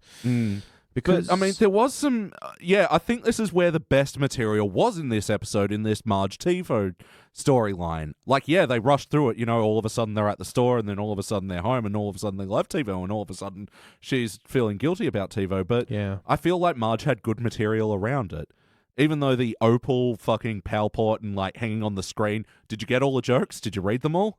I didn't intentionally. I was like, nope, I don't want to read that. Just keep moving. I liked that Opal's guest was Dr. Chef. Yeah, that was all right. I could have gone with that. And Marge's joke, I'll skip through the cheering. Oh, still going. That's all Oprah is cheering for Oprah. I'd just like to do a bit saying, where do we start and where do we end? Yeah. And it feels like, I mean, my memory's a bit hazy through the rage, but it feels like we started buying batteries and we ended with Snake clubbing a child. Yes. The most logical progression humanly possible. Okay. Yep. That's been Where Did It Start, Where Do We End with Danny Rosewell. One other good joke I wanted to call to was Lisa's explaining as they're driving the car home. She's like, yep, yep, You done? Because we've been circling the funeral home for 10 minutes. Oh, yeah. That justified her long-winded, laboured explanation. And I predict that the doctor injected him with the thing, and then when Cecil went to Bart earlier because of what Milhouse said. Yeah. But it was good because, you're done. Circling the block for 10 minutes. That'd be great. You know, that's how I feel about this episode in general is it's talking and I'm just sitting there making mocking sounds while it won't shut up. So it's just like, and then Sideshow Bob was actually, and I'm like, and then Sideshow Bob was like, there. It's like, Mr. Calloway, please baby, hey, baby. But no, you behave. Stops copy. Stop shitting in my carpet. So yes or no, would you watch this episode again? Yes or no? Would you watch this episode again? It's time to break this thing. Yeah, see, it hurts, doesn't it? It really does. I don't sound like that, do I? No, and also no, I would not watch this again. All right. Well, any last notes that you want to say about this episode? Just because we brought in the new question, we stole shamelessly from Crack.com's podcasts, which are wonderful. Don't sue us. I've been thinking about this episode sort of while we talk about it. Isn't that weird? Pretty. Yeah. I usually think about naked Marge. Nice. And the problem with this one isn't that it was a bad episode. To me, the problem is that it's very hard to turn this into a good episode as a whole. Yeah, the plot is so bad. I can't. When you were talking about adding an extra scene to improve it, I really couldn't think of a single. Usually we can think of something that makes the episode a bit better, a bit more coherent, and in this, I just have nothing. It's such a fucking train wreck. Like, I could start at almost any point of the show and rewrite the rest and turn it into a totally different episode. If we started with TiVo, we could have gone in a totally different direction. If we started with the Sideshow Bob's Shop of Horrors, we could have gone in a really weird direction. It would have been amazing. Yeah. But there's no way to change this into what's basically the same plot or the same episode, but fixed. Yeah, it's like when you see Roadkill and you can't tell what animal it used to be, and you're like, I wouldn't even know where to begin. That is exactly it. Is that scales or fur? I can't tell. Yeah. That's the real problem here. It's so far removed, you don't know what to say. Yeah. Oh, I know what to say, and it's underlined in my notes. Oh, fuck off, continue fucking off, dumb as fuck. No, that's what I was going to say. And when you're going to do a stunt move for a show, like doing here's Sideshow Bob's Family now, for The Simpsons at season 9, this is a stunt. You know, this is, I mean, I wasn't aware of the advertising, but, you know, this is an advertisable Advertisement. advertisable point. Good grief. But yeah, we're bringing back David Hyde Pierce, Kelsey Grammer's doing this thing again. Oh, and yeah. this time we've also got John Mahoney. What a slam dunk. Great cast. John Mahoney's a great name. Oh, yeah. Mahoney. John Mahoney. Yes. It's Butch. Quick It's say it, butch, Elliot. but a little bit soft as Yeah. well. But it can be said in the British accent that he did for this episode, as you did, or in his Frasier dad voice, John Mahoney. And you're like, Yeah. get that John man, Mahoney. get that man some rip beer. Yeah. There's Elliot Mahoney. There's John Mahoney. That's how you remember. Never the two shall meet. But and talking about the Marge thing, that could have gone like an interesting route where Marge is all of a sudden a slave to corporate fucking messaging and all that. Oh sort of yeah, shit. like a gambler thing. Yeah. But I guess also they did that thing with Homer already where he just buys everything that he sees on the billboards. But this time it's Marge. Different angle. Hey, fuck it. Would have made a better episode. And yeah, it's more of a morality thing rather than just an impulse thing for Homer. Yeah, she goes from it's stealing TV if I don't watch the commercials to it's stealing TV if I don't buy the things from the commercials because they're paying for it. Yeah, you know. And like I said, Marge's material was some of the best. I loved her. Oh my god, I have to choose between either Sophie's Choice or Schindler's List. Yeah, I did I can't remember the whole block of lines she's had there, but they're really good. I quite enjoyed. Yeah, that was really funny. I was just thinking more about how I said he should have stayed dead. That is exactly what would fix this episode for me. And all future Sideshow Bob episodes. Yeah, a bit of a shame about that. But, you know, you got to roll with the punches. Yeah. How do you think Bleeding Guns Murphy feels? But there was a season 20-something episode where they brought him back as a hologram. I am not shitting you. That I've happened. seen it. I know. Okay, so sorry. So that's all right. So I mean, yes, I would have loved a better murder mystery thriller with Bob in it, but also Bob dies and comes back has been done, and the thing where Bart slowly goes crazy, seeing Bob everywhere. He's like, is Bob really dead? Or is it Bob? This is Bob. This is the ghost of Krusty. Except Bob is dead, and Bart has to come to terms with his crazy paranoia. I would watch that. It's not a heavy laugher, but it's interesting. Yeah. And you think they're going to do the thing where they'll go the way of that Krusty episode where he had the fake out death. There was a good fake out death. There was a good fake out death. Yeah. Yep. Got a lot of laughs out of that. Got a lot of laughs out of that fake death. Death of that clown. Yeah, remember the postage stamp, you know. We were going to go the picture of either the flaming wreckage or the smiling Krusty. After a nearly 2-to-1 vote, the smiling Krusty for his children. Guys, if they ever make a step for me, make sure it's my flaming death. Any other notes did you have about this episode before we rank this thing? I don't believe so. Let me have a quick look. I said fuck off, right? Yep. Then I am done. Sorry, again, circling back to the TiVo material, Wes Dubner, Sideshow Bob's ad, like, I actually liked his run of ribs, noodles with butter, Texas tofu, and the easiest placemat maze in the world. Like, he really did make a commercial that for them. Oh, yeah. Texas tofu. Sure. And then Lisa went, yumma, yumma. That's a little out of character. Do we still talk about who's in character? Oh, well, I said did this feel, but we more talked about the integrity of the show then, but character individually, did they feel like themselves? Yumma, yumma. Look, I'll put it that Lisa has never been confronted with that bigger plate of tofu. Yeah, shaped like Texas. So, yeah, fair enough. She did follow that up in the next scene by correcting Fraser Crane on his Shakespeare. Which I thought was really funny until then he rolled with it, you know? Yeah, well, he was part of the plan all along. Yeah. He's out the door and he's like, how dare you? I'm going to look that up. And I'm like, I bet he does. And then he comes back and he's on the exploding laptop and the whole exploding. Yeah, I was going to like the joke where it's like, look it up. And you just see the door behind him. I thought you was hear this. Damn it! Yeah. As though he'd Googled from his phone, not this laptop that's part of his trap.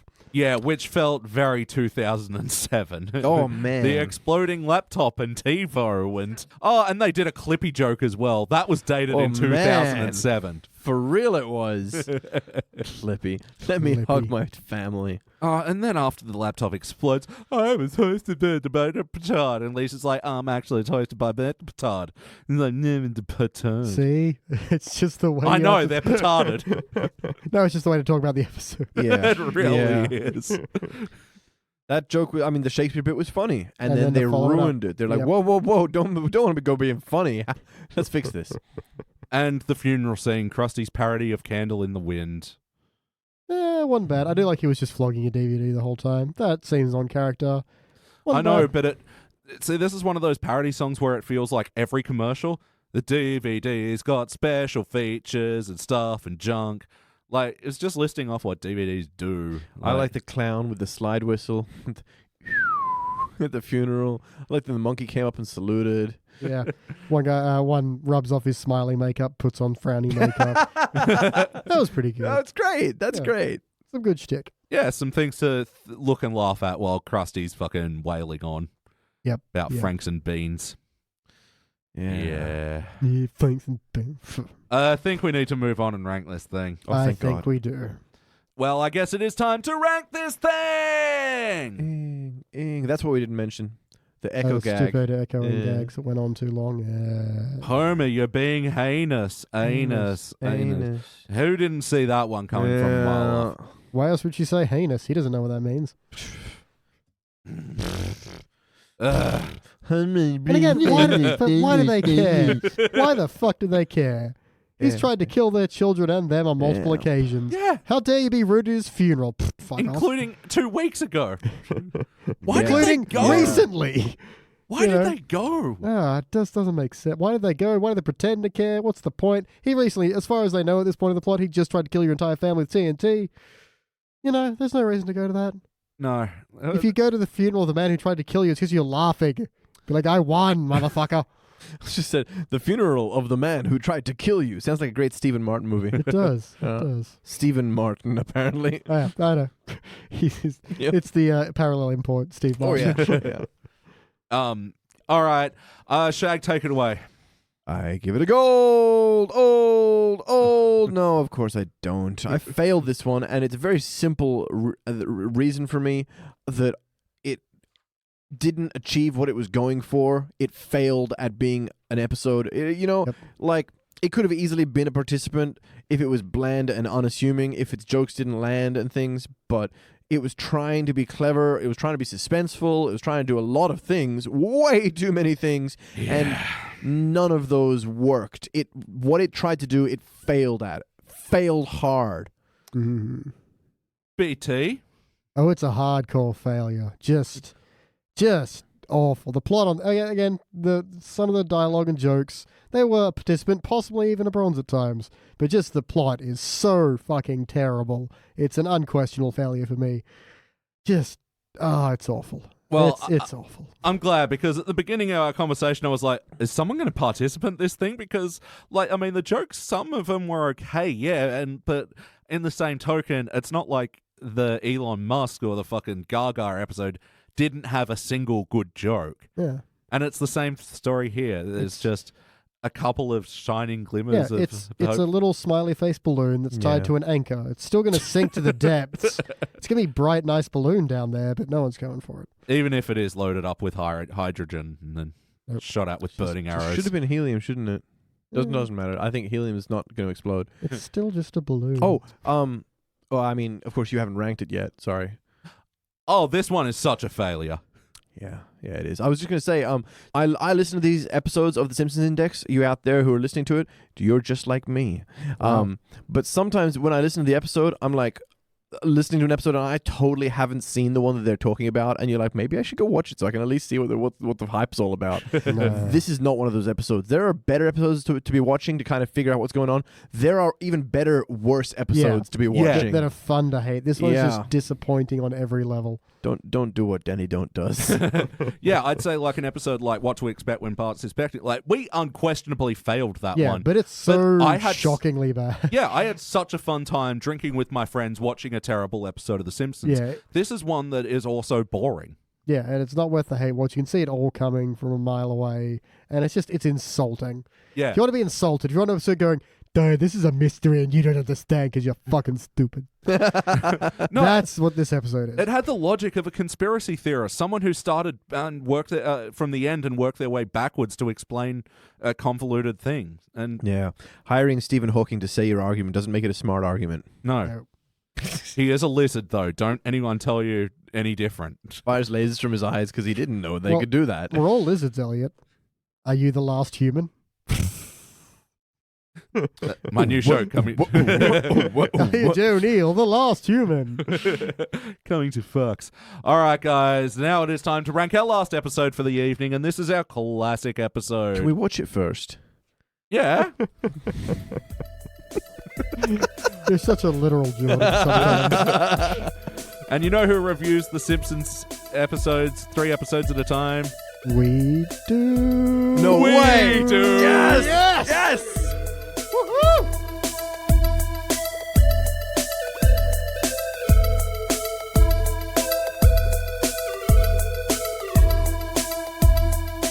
we are back, and we just watched our final episode this evening, our classic episode, and oh my god, what a classic it was!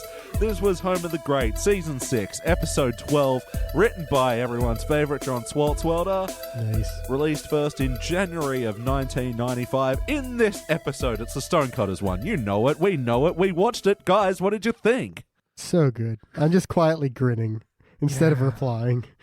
Just a satisfied smile. Oh God, we got like 10 seconds in, and I was like, we could pause this right now, and it would be so much better than the last 2 episodes we watched. Yeah, the first part of this one before the first ad break is so dense. So much happens. Yeah. And it's stunning. And I think what it does amazingly well, it gives you enough plot and enough jokes that even though the second parts, have more plot and less jokes, you're just so front heavy and loaded with gags there. It builds up so much momentum. Yeah. Yeah. And there's just so many iconic moments in this entire episode. It's amazing. It was really the antithesis of A Funeral for a Fiend, wasn't it? Because everything was purposeful. Sounds like an emo band.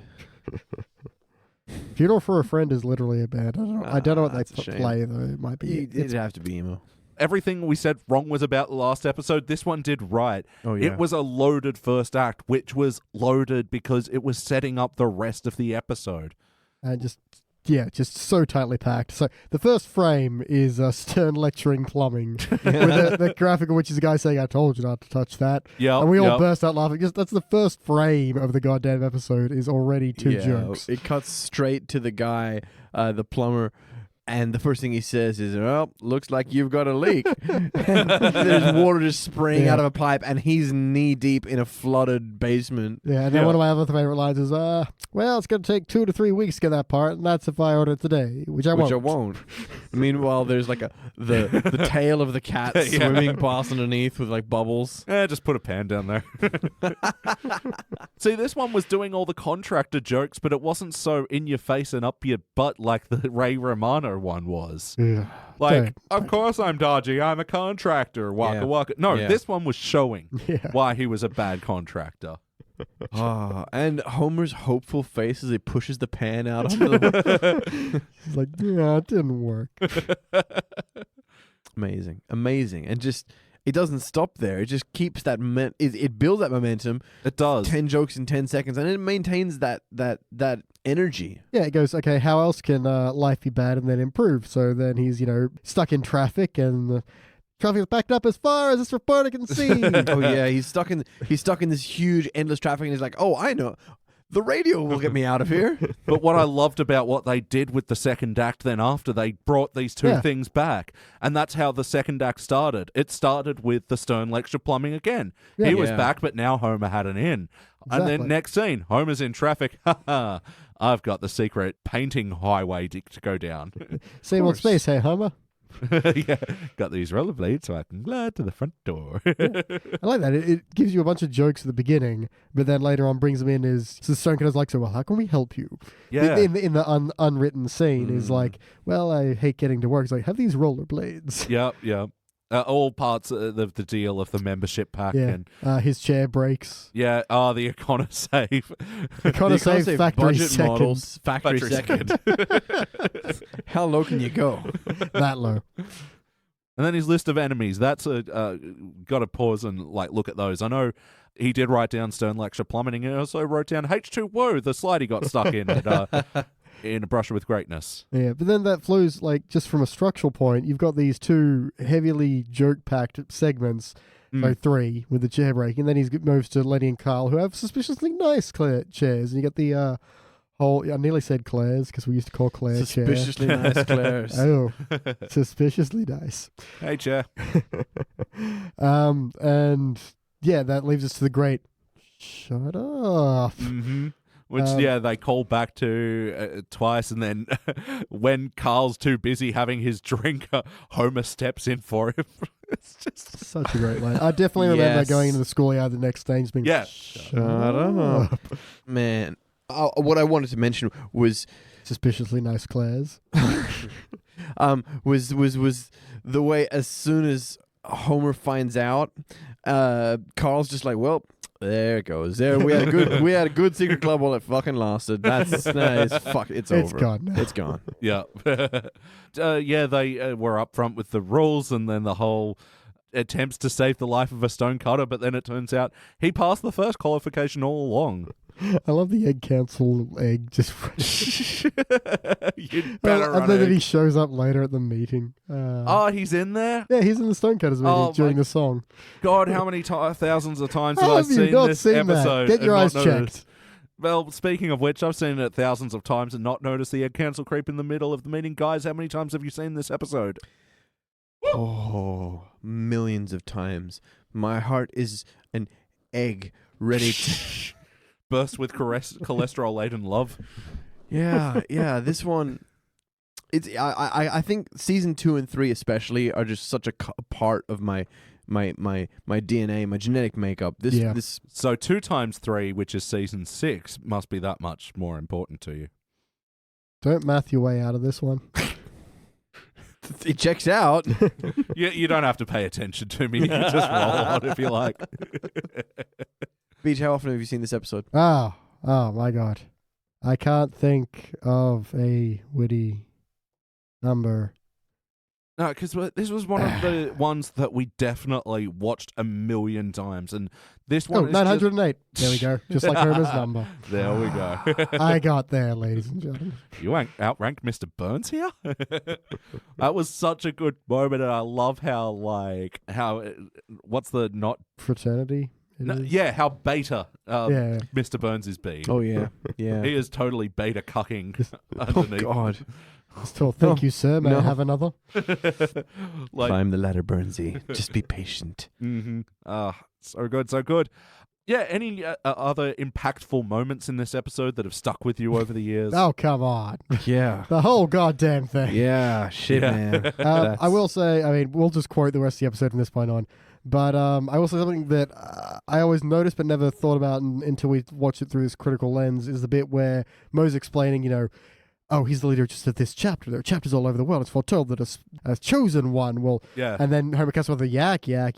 How good that is for the setup for your second act turn where Homer becomes a chosen one, but you get the joke of it being dismissed, so it doesn't feel like here's something we're laying down for later. It just feels like a joke. But there are so many of these purposeful things that you think are write-off. Homer, I'll get a bunch of monkeys and get them to recreate the Civil War. And then that's what he resorts to. But in terms of iconic moments, just everything is amazing. It really is. Do you think they might be involved in the Kennedy assassination in some way? Do now. And how about all three of us doing the same wrist motion on I'm going outside now to stalk Lenny and Carl. You at home know you did it well. Yep. The face when he says Lenny and Carl, he's like, I'm on the home stretch. Yeah. It just tells you so much about the layered, not explaining everything so much. Beautiful. Mm-hmm. Him hanging that paint tin and then putting a hole in the thing so it drips the way there. The yellow drip. Man, I've thought about that so much. I've wanted to do it in shenaniganry back when I was younger. I've also been like, this is a terrible plan because now there's gonna be a trail straight from his house. Yep. Clearly.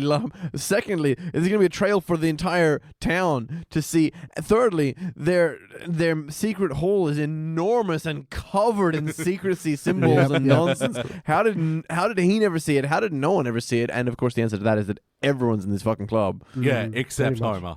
Yeah. That's right. No Homers. Again, another purposeful thing that you think it's just a flashback joke at the start, and then it becomes the basis for their club. Which, my God, just thinking about it, I think Homer Glumplet gave them the idea. That son of a bitch. He was behind it all. Could he also be in the Illuminati? I do. Now. No. Yeah, just on the Yellow Drip Road thing as well. That's a plan that, that is so stupid, but it's smart for Homer. So, you totally buy it. Yeah, it is smart for Homer. It feels like he saw it on TV or something. Yeah. Or he got the idea from that leaking paint tin in Flanders' house. Boom. Old leaky paint can, Ned. God damn it. Fuck. No, it's that time of mumble o'clock, isn't it? Yeah. Any jokes that flew over your head back in the day?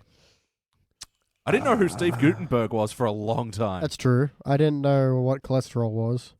Steve Guttenberg was the lead in Police Academy 1, 2, and not any of the others, I don't think. He's in stuff. He's in that episode of Party Down where they go to Steve Guttenberg's house. That is an excellent... Party Down is just a fucking fantastic series. It really is. Yeah, any jokes that flew over your head? I feel like, when they're dropping Homer's clothes into the big fire, I think that's the Ark of the Covenant.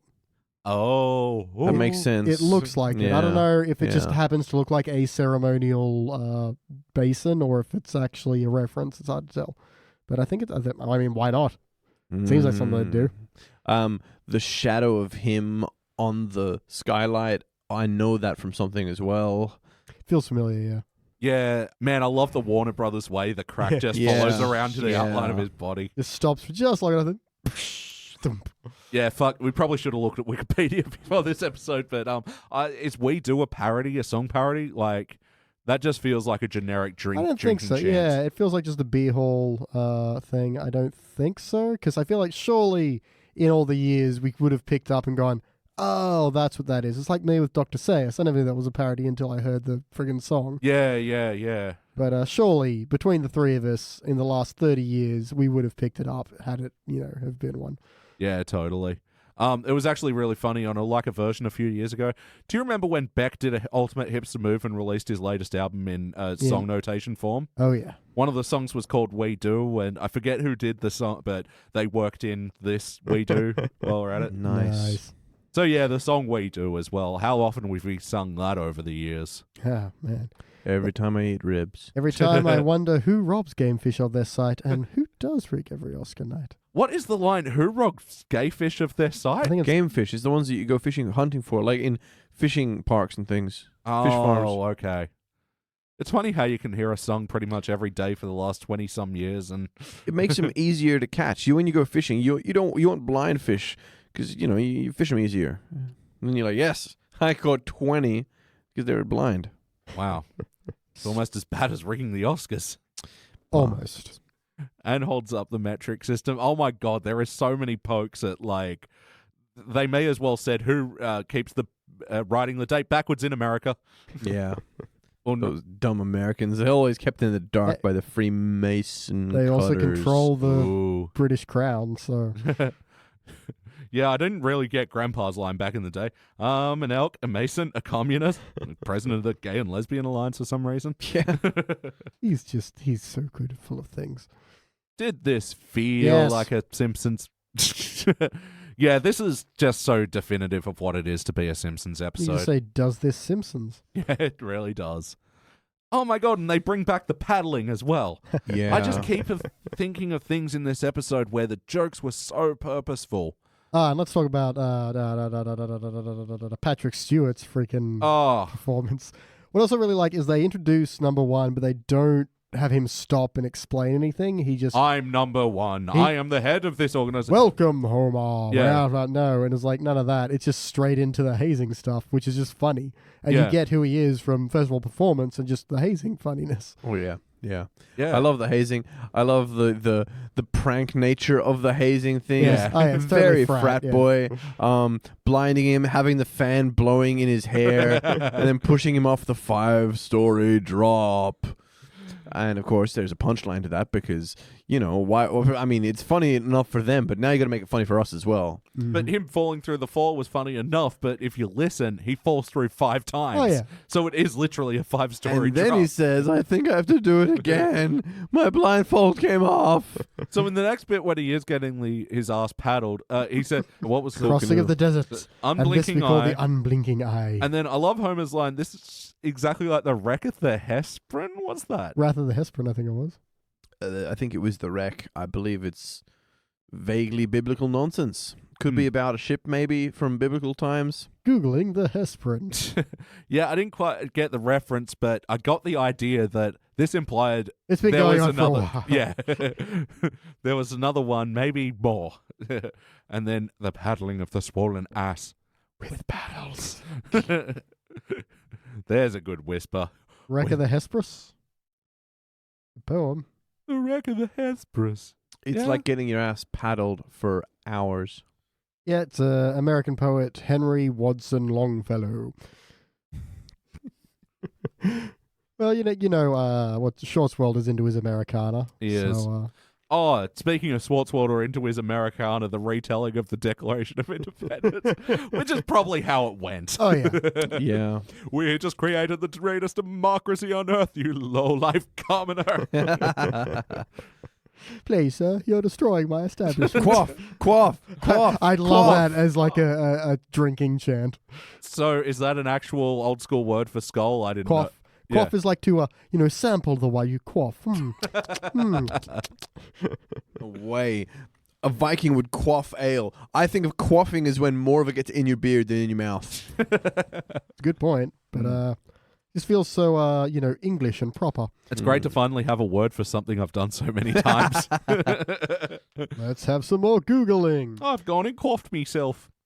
To drink, in brackets, something, especially an alcoholic drink, end bracket, heartily. Heartily. Yes. So you can definitely chant quaff while sculling something. Oh, they were. Now let us party like 'twas 1799. It's hard to get a good 1999 joke. It is, but damn. When it lands. When it lands. So let's talk about the wackiness of this episode. Now, this is what I love about the wackiness of this episode. It is all justified. It did so much work setting up the secret society and, oh my God, what can't they do? Yeah. I do love that whole back and forth with Homer and Lisa, who's like, what do they do? They're dead. Oh, the things they do. My stars. What they do. Not as such, though. Not as such.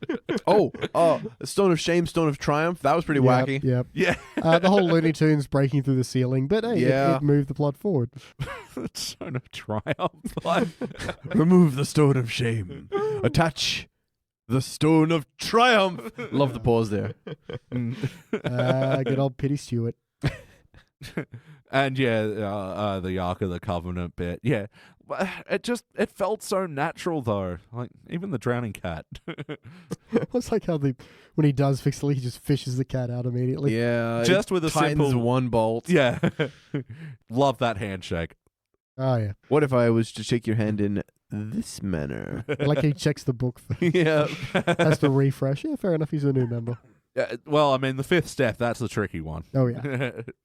I guess the only real problem I have this episode is that the first act is I think it is 10 minutes long because acts 2 and 3 felt like they were moving through the pieces a bit quickly, but I mean it followed such a logical through line. I don't think there's a time difference. I think it's just there's so much packed into that because network executives don't care how tightly packed your how long you need for your first act. They want that first commercial break when they have it scheduled. Yeah, I think it just felt because just so much happens. time slowed down. There's no wasted space in that entire section. Time stands still.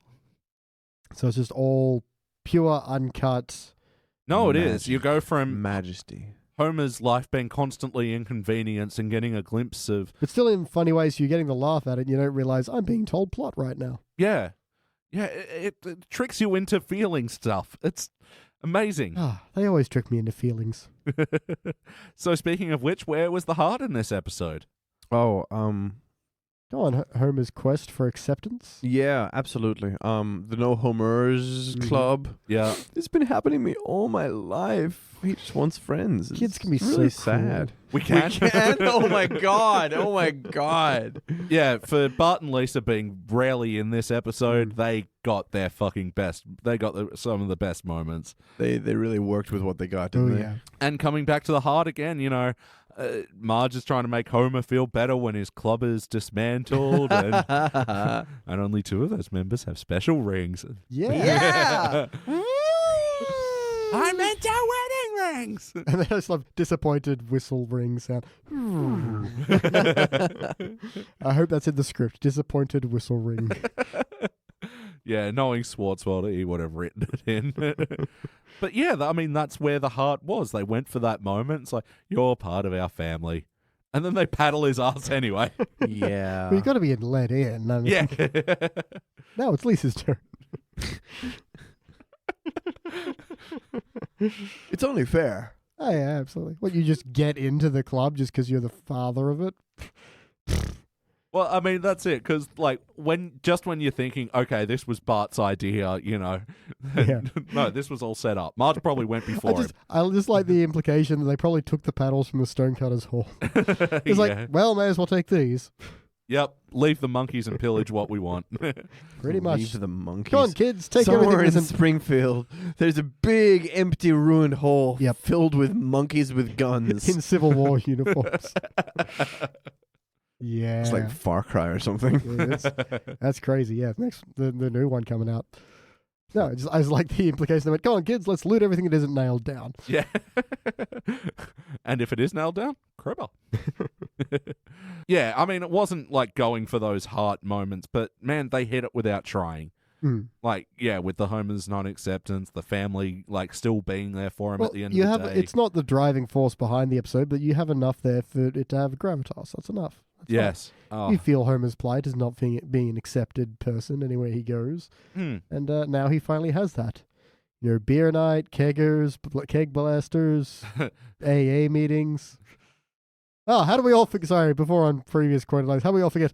Now let's get drunk and play ping pong. Yeah. He's all I right. really love their sort of implied what it is to be a secret society. Yeah. Like, I love the dichotomy or the juxtaposition or the secret societies always have this, we're so holy and 100,000 years old and secretly run the government and every conspiracy. It was us all along. Yeah. Our noble heritage dating back to the earliest stonemasons.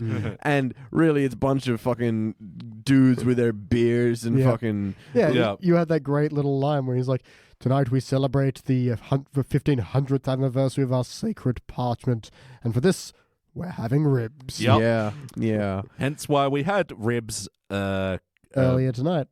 And it really shows that, I mean, the masquerade and the festival of it all. Not the festival. What's the word? The hoity-toityness. There's a pageantry to the pageantry. The Thank drama, you. the The pageantry, pageantry, the yeah. drama, the sense of importance Yeah. is there to make them feel good. But really, they're just meeting up as an excuse to hang out, right? Yeah. And I really love that comment on human nature. Yeah. They want to feel special, but they just want to have their fun. It makes me feel like if you ever uncover the Illuminati, they'll be like, right, now if we could control the world, but let's just get a beer first. Yeah, for real. Like, I mean, have you ever been in a small, like, club of, like, 30 to 50 people? It's hard enough to get them to figure out the color scheme that they're going to pick for their banners. Like, there's no world way that domination. the Illuminati can control shit. Oh, for They'll real. get as far as trying to pick what they're having for lunch tonight, and yeah, Jay-Z will be like, I'm having ribs, and then Beyonce's like, no, we're vegan now, and They'll spend so much time making themselves look mysterious, you know? Yeah. We need the cool outfits. We need the book with thousands of years of nonsense. We need the mysterious symbols everywhere. And then Yep. just give up and you order pizza because it's the easiest. that is, and it's what everyone likes, and it's I mean, deep down, it's what everyone wanted. yeah. Except for Craig, who's vegan now. Craig. Do they have Craig. It's pronounced Craig. Yeah, of course he is. Craig the vegan.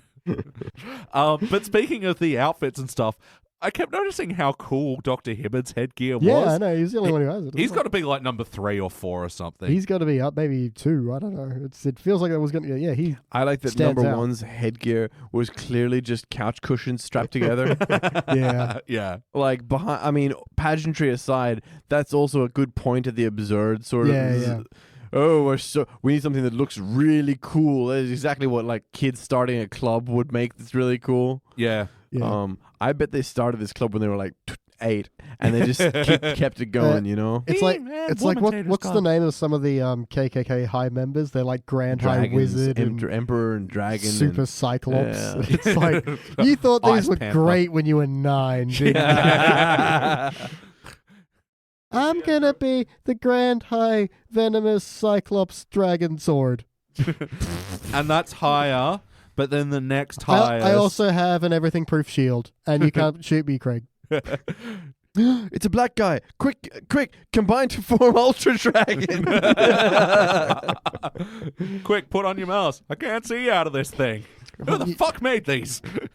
Paul's mom. God damn it. She worked all night on these. Now, we're not saying that the masks were a bad idea. Sorry. Wrong movie. Wrong movie. Yep. So, Another bit of wackiness. Yes, there was a legit alien in their club as well. Exactly. So Martians confirmed. Yeah, believe. So yes or no? Yes. Indeed. We do. Nice. So and I'll do it again. we're the ones who put Simpsons episodes in a playlist. What playlist does Home of the Great belong in? Oh, wow. There must be a secret club or, I don't know, Secrets of Springfield. Put it with like the Speakeasy when Homer Yeah, sets that up. Speakeasy's Beer good. Baron. Even with like McCartney's secret garden on top of Apu's shed. Yeah. Apu's shed. The one where Homer eats flowers, his secret shame. Bit of a stretch, but sure, why not? Just, Simpsons in power. Put it that way. yeah. Guest stars not playing themselves. Yep, also good. Yeah. Patrick man, what a So good. golden voice of fucking deliciousness. I know. He makes it so. I feel like it'd be good with Homer trying to make friends. Yep. He doesn't do that often or easily. Yeah. Yeah, put it with Grimy and Grimy, even the Flandersy one. Or when he goes to a new bar and is like, "Can I have Yeah. a clean glass?" Yeah. There Yeah. you go, Your Majesty. yeah, Homer's isolation, like it's a weird thread. Actually, it comes up a lot. He's a lonely man. It's a sad thing to It say. really is, but here we are. Yeesh. But Yeah. here we are. Yeah, it was a very Homer-centric episode as well. There was not a lot of the rest of the Simpson family. Sorry, in I it. just saw your notes and I can just see feel. Yeah, that must be your list of questions. I was looking at it before. Yep. Is that I see it's number 5 there and it's number 6 there. It just puts the emphasis Revised list is on that side. And then squeezed in, that question I forgot to ask. Is there a scene that you would like to add or delete from this episode? Ooh. Definitely not delete. Everything is so damn good. Yeah. Add. Ooh, that's tough. Yeah, I don't think there's much you could do to it. I know. I love my favorite part of sort of the Stonecuttery arc is the sense of mystery. I love Lenny going, "It's a secret," because that's such a cute childhood thing. Like, he doesn't want to tell you, but he wants you to know that he doesn't want to tell you. Yeah. There's a thing I'm not telling you. Yeah. And they bury it so well. And like with, you only know it's a secret, and the first hint of the stonecutter that you get is the symbol on his ring when he's getting the free Buzz Cola. Yeah. Man, I fantasized about having that ring a lot Oh, in my yeah. primary school. Oh my! Like, how do I start a secret organization? Yeah. Yeah. At what point do I get my ring? My cola ring. But I mean, that was such a smart way to do it. I don't think they even said anything about stonecutters until Lenny dropped the ball and said, "You can't join the stonecutters because it's secret organization." Yeah. It's too exclusive. I mean, we already mentioned the bit where Homer says "shut up" because Lenny's busy drinking. Yep. Yeah. But I think all that mystery is like the best part for me because Yeah. I mean, So adding more will take away from that mystery. that's or bringing something in earlier. You could have maybe like even pushed the Stonecutters further into the second act, and he could have had like an unraveling the mystery, like a. Who's the Da Vinci guy? Not who's the Da Vinci guy, of course, but Tom Hanks. Ron Howard? you jerks! You're both jerks. Brand down. Oh, that works. Brand down. Could have been so that I mean there's sort of room to explore that mystery, and you could almost have that semi-theological mysticism kind of played up a bit, and but I feel like it wouldn't have been as effective. You know, it's like looking at the Mona Lisa and being like, you know what? Maybe if we gave her a silly hat. Maybe if we put her eyebrows back. She should smile more. Just someone there. Yeah. Put some lipstick on her, for fuck's sake. You know, if it ain't broke, don't fix it. Yeah, that's it. I don't know where to begin fixing this episode. Much like the other one, I didn't know where to begin fixing it, but for the opposite reason. Yeah. I kind of want to know what's on the parchment, but only not in an episode context because I want to make my own. Yeah, you want to make your own sacred parchment? Print it up and have it on the wall and use it for a bit. You've Come on, al- as if you wouldn't buy sacred parchment bibs. That's true. Oh my God, why haven't they marketed that? You were saying before, why didn't they sell Simpsons stonecutter signs? Why don't they sell the rings? Why don't they sell the mugs? Why don't they sell parchments? Why don't they sell parchment napkins? It's all just, come on. I would have told them to be quiet and take all my dollary dues. Fragile A is over. So Oh, fuck. I had something to say. Wrong one. I'm a chicken, Marge. That was great. That was great. self-hypnosis classes to help us ignore Grandpa. Yeah. Oh, yeah, it's 3 months later and I still think I'm a chicken. And he doesn't do anything chickeny. He just says, I'm a chicken. I'm a chicken, Marge. I'm a chicken. I know. But yeah, just working from the where did we start, where did we finish, Homer has nothing. Homer had everything but lost it all at the end. Like, tale as old as time. Yeah, it's perfect like that. It doesn't have any of the absurdity to it. Well, if we're going strictly from where it started with a leak in the basement and ended with Lisa paddling Homer.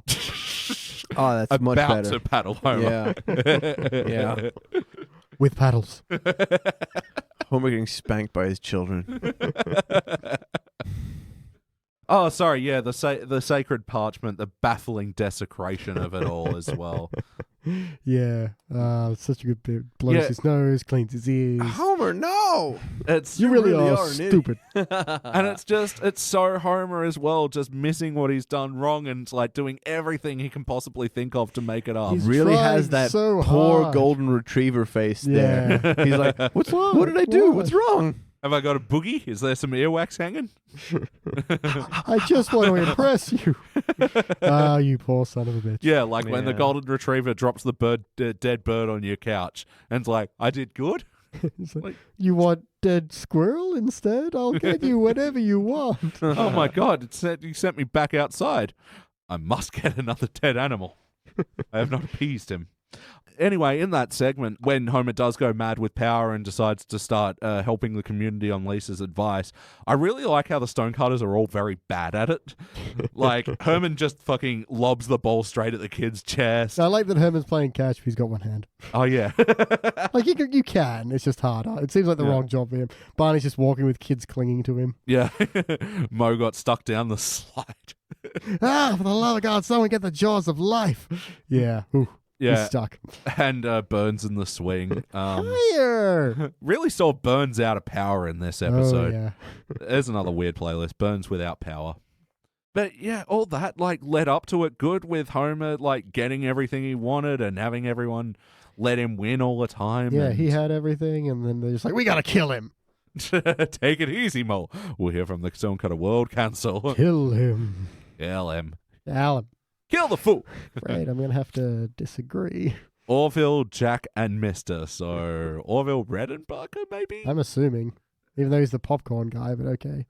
Sure, yeah, why not? I didn't actually know it for the longest time, but that was meant to be Jack Nicholson. It's just weird because it doesn't look like him. Oh, really? Yeah.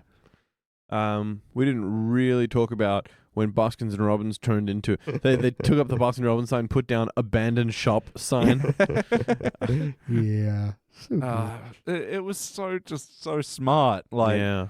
to bring It's like that- a legitimate businessman's club. yeah. Did we mention the part where he gets crowned and he's doing like the Dalai Lama thing where he runs on stage and everyone bows? So you were saying that's a reference to I something? feel like it's a reference. There's a bit where he's running through like silk sheets, all giddy, and I'm pretty sure Yeah. it's a reference to the movie The Last Emperor. Is it The Last Emperor or is it like 7 Years in Tibet or something? It could- it I be a thought lot it was of things. Kundun. It could be a It's lot not of Kundun. things. That's way more recent. Yeah. I'm pretty sure. But they're all about the same dudes, you know? It's the same kind of thing, you know, Yeah. someone young in immense amounts of power. Yeah, I'm definitely saying it's a Last Emperor reference because their hats are very similar.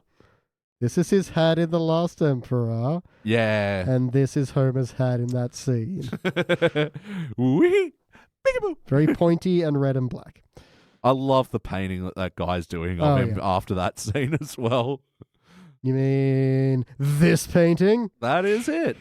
For our podcast listeners, picture that this, was it. if you will. Picture Homer doing this with one hand and this with another hand, and everyone doing like in the background, and Yeah. that's what it looks like. Perfect. This has been Describing Art with BT Calloway. Next week, the scream. So it's like he got his hands here, but his face is all what? And the background's all. All right. Any other notes about the episode, guys? Oh, yeah, one more thing. They did the same echo bit from the last episode, which was done really bad in the last episode. Anus. Yep. It was done Yeah. really well in this one, Yeah. where what did he say? I'm so alone Your or new, something? your new status has isolated you from other human beings. What do you mean isolated? Yeah, great line, really funny, clever way to set up the echo bit. And I noticed that the camera did little jump pans out in time with the echo. Oh, yeah. Really drove it home. That was really well done. Yeah. Oh, just art and story were just an absolute marriage in this episode. Like, so many great visual bits, so many great talky bits, and Okay, they have a Stonecutter's bib, but it's fucking bullshit. Boo. No. It's just the Stonecutter's logo on a white Boo. background. Complete missed opportunity there. If you run an Etsy, you have an opportunity now yeah. to corner the market and sell at least 2. Maybe 3. I'll get one. 4. You know what? I'll wait. I'll get one for me as well. I'll eat with the nephews. We'll all wear Stonecutter's bibs. Oh, it'll be so good for when you're having ribs. Yeah, when one of us dunks spaghetti on someone's head. All right, well, I guess it is time to rank this thing. We do. BT, your turn. Cubic zirconia. It's beautiful.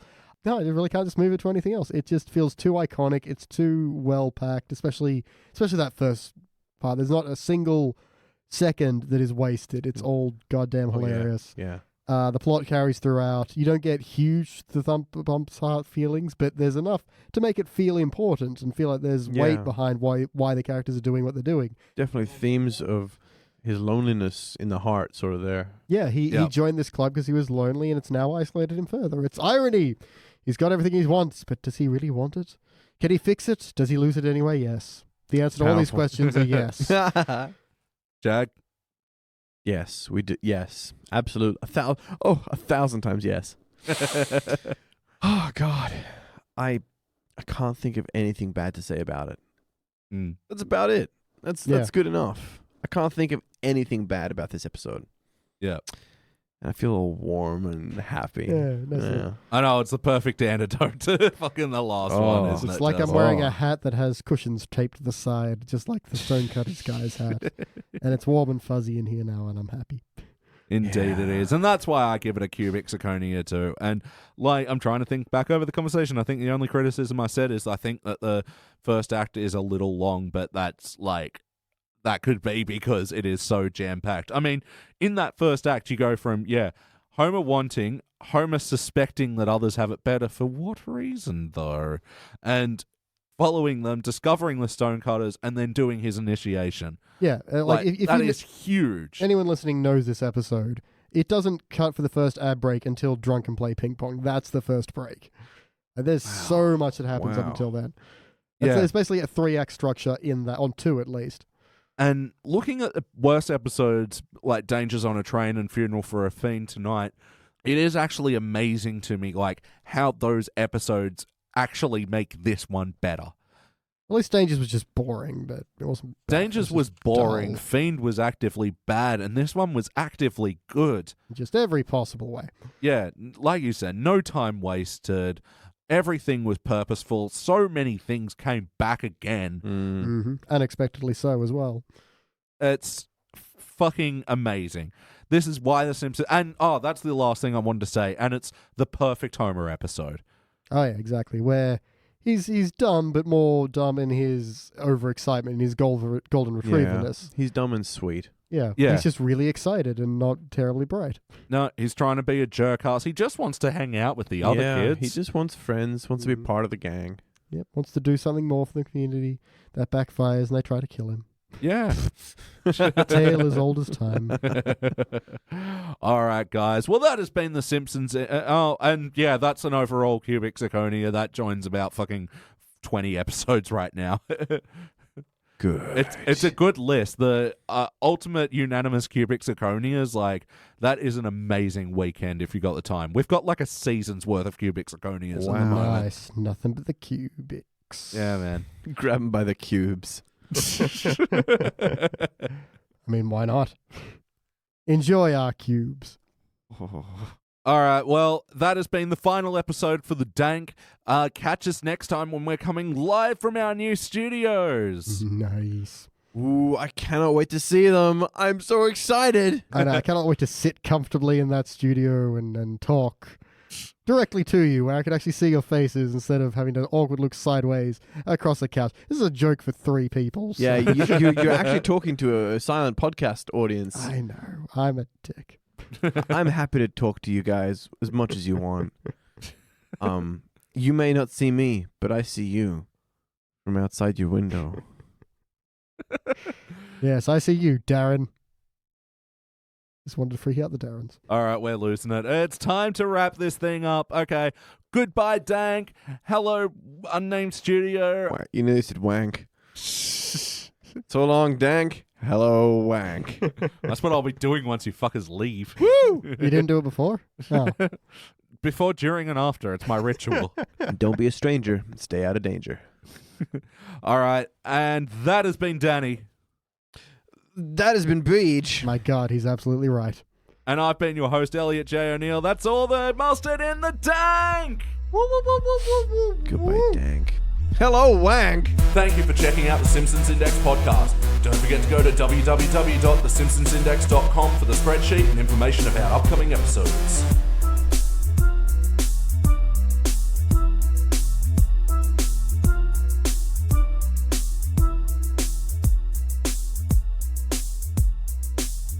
And for today's extra content, Bowels. Ha, ha.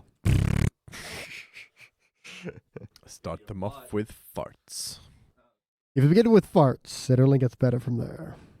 If you begin with farts, it only gets wetter from there. Ho! Hey-oh! Sorry. No!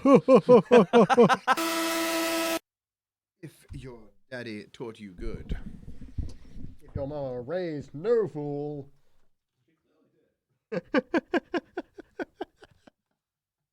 Sounds like it'd be very dramatic. Miss O'Neill, you have raised a fool. Sounds like a very weird episode of Maury Povich. According to our DNA tests, your mother has raised a fool. All right. Everybody comfy, everybody rumpy, everybody ready and raring to go. I mean, I'm some of those things. I've ticked at least 3 boxes. I was born rumpy. So what's on your birth certificate? Rumpy Rosewell. Named after his grandmama. Who was also a Rosewell. All right. God damn it. 6 Scotchmen sculling shots of scotch. 6 Scotchmen sculling shots of Szechuan schnapps. Harry Potter pocketed it, but Ed had edited it. 6 Scotsmen sculling Scots of Scotch. Oh, wow. In Scottish. Nice. Now say it with a German accent. Oh, 6 Scotchmen sculling Scotch of Scotch. Now say it with a German accent. Props to our latest highest ranked US state, which is Illinois this month. I know nothing about you. There's a Chicago in there. Oh. And an Aurora where the Wayne's World are from. Oh. Blues Brothers were from Chicago, I think. Yep. Sweet Home Chicago. Chicago, the band? Mm-hmm. Yeah. They're not from Chicago, I don't think. Probably not. No, they're from Boston, unlike Boston, who are from Delaware. Yeah. Not to be confused with America. Or Texas. Texas are a band? Yeah, they're Scottish. I thought it was just... Or the Australian girls who all their exes live in Texas. Massachusetts. That's the band. Stupid Americans. Learn the metric system, you lazy cunts. You got a bit of a pet peeve there, mate. You're ragging on the audience again. Right, yep. Sorry to all our Illinois listeners. I'm sorry, but just at times you Illinois me. Oh, man. Elliot, come on. I bet you they've never heard that before. And I actually kind of feel like there's a good chance they haven't. The bits where we cut to the show were boring. There were no good jokes to mine from that. Yeah. Sorry if we're a little light on this episode, guys. We're so brain bogged There's just so nothing much to pork. mine here. Brain bogged with so much pork. Oh, well, there's the yeah. No, he's got me. He's got me. Yeah. Oh my God, your feet look like cartoons. His feet look like cartoons. Yeah, fucking Bright red shoes with bright blue socks. It's the combination. with bunnies with chainsaws on. It is beautiful. Good life. Wow. You're slowly morphing into like Roger Rabbit. From the feet up, yeah. Oh. That's right, ladies and gentlemen, TeeTurtle.com have fantastic shoes and socks and shirts that I wear all the time. No shoes, though. No shoes, just socks and t-shirts. Full of adorable yet gimmicky and quirky designs. I am not wearing any right now, but socks I am. Kitsch as a bitch. Oh, yeah. That's probably not their slogan. It should be. I'm gonna No, pitch but it to is the them. slogan of their corporate mascot, Mitch the Kitsch Bitch. Oh, yes. Live on Twitch. Oh.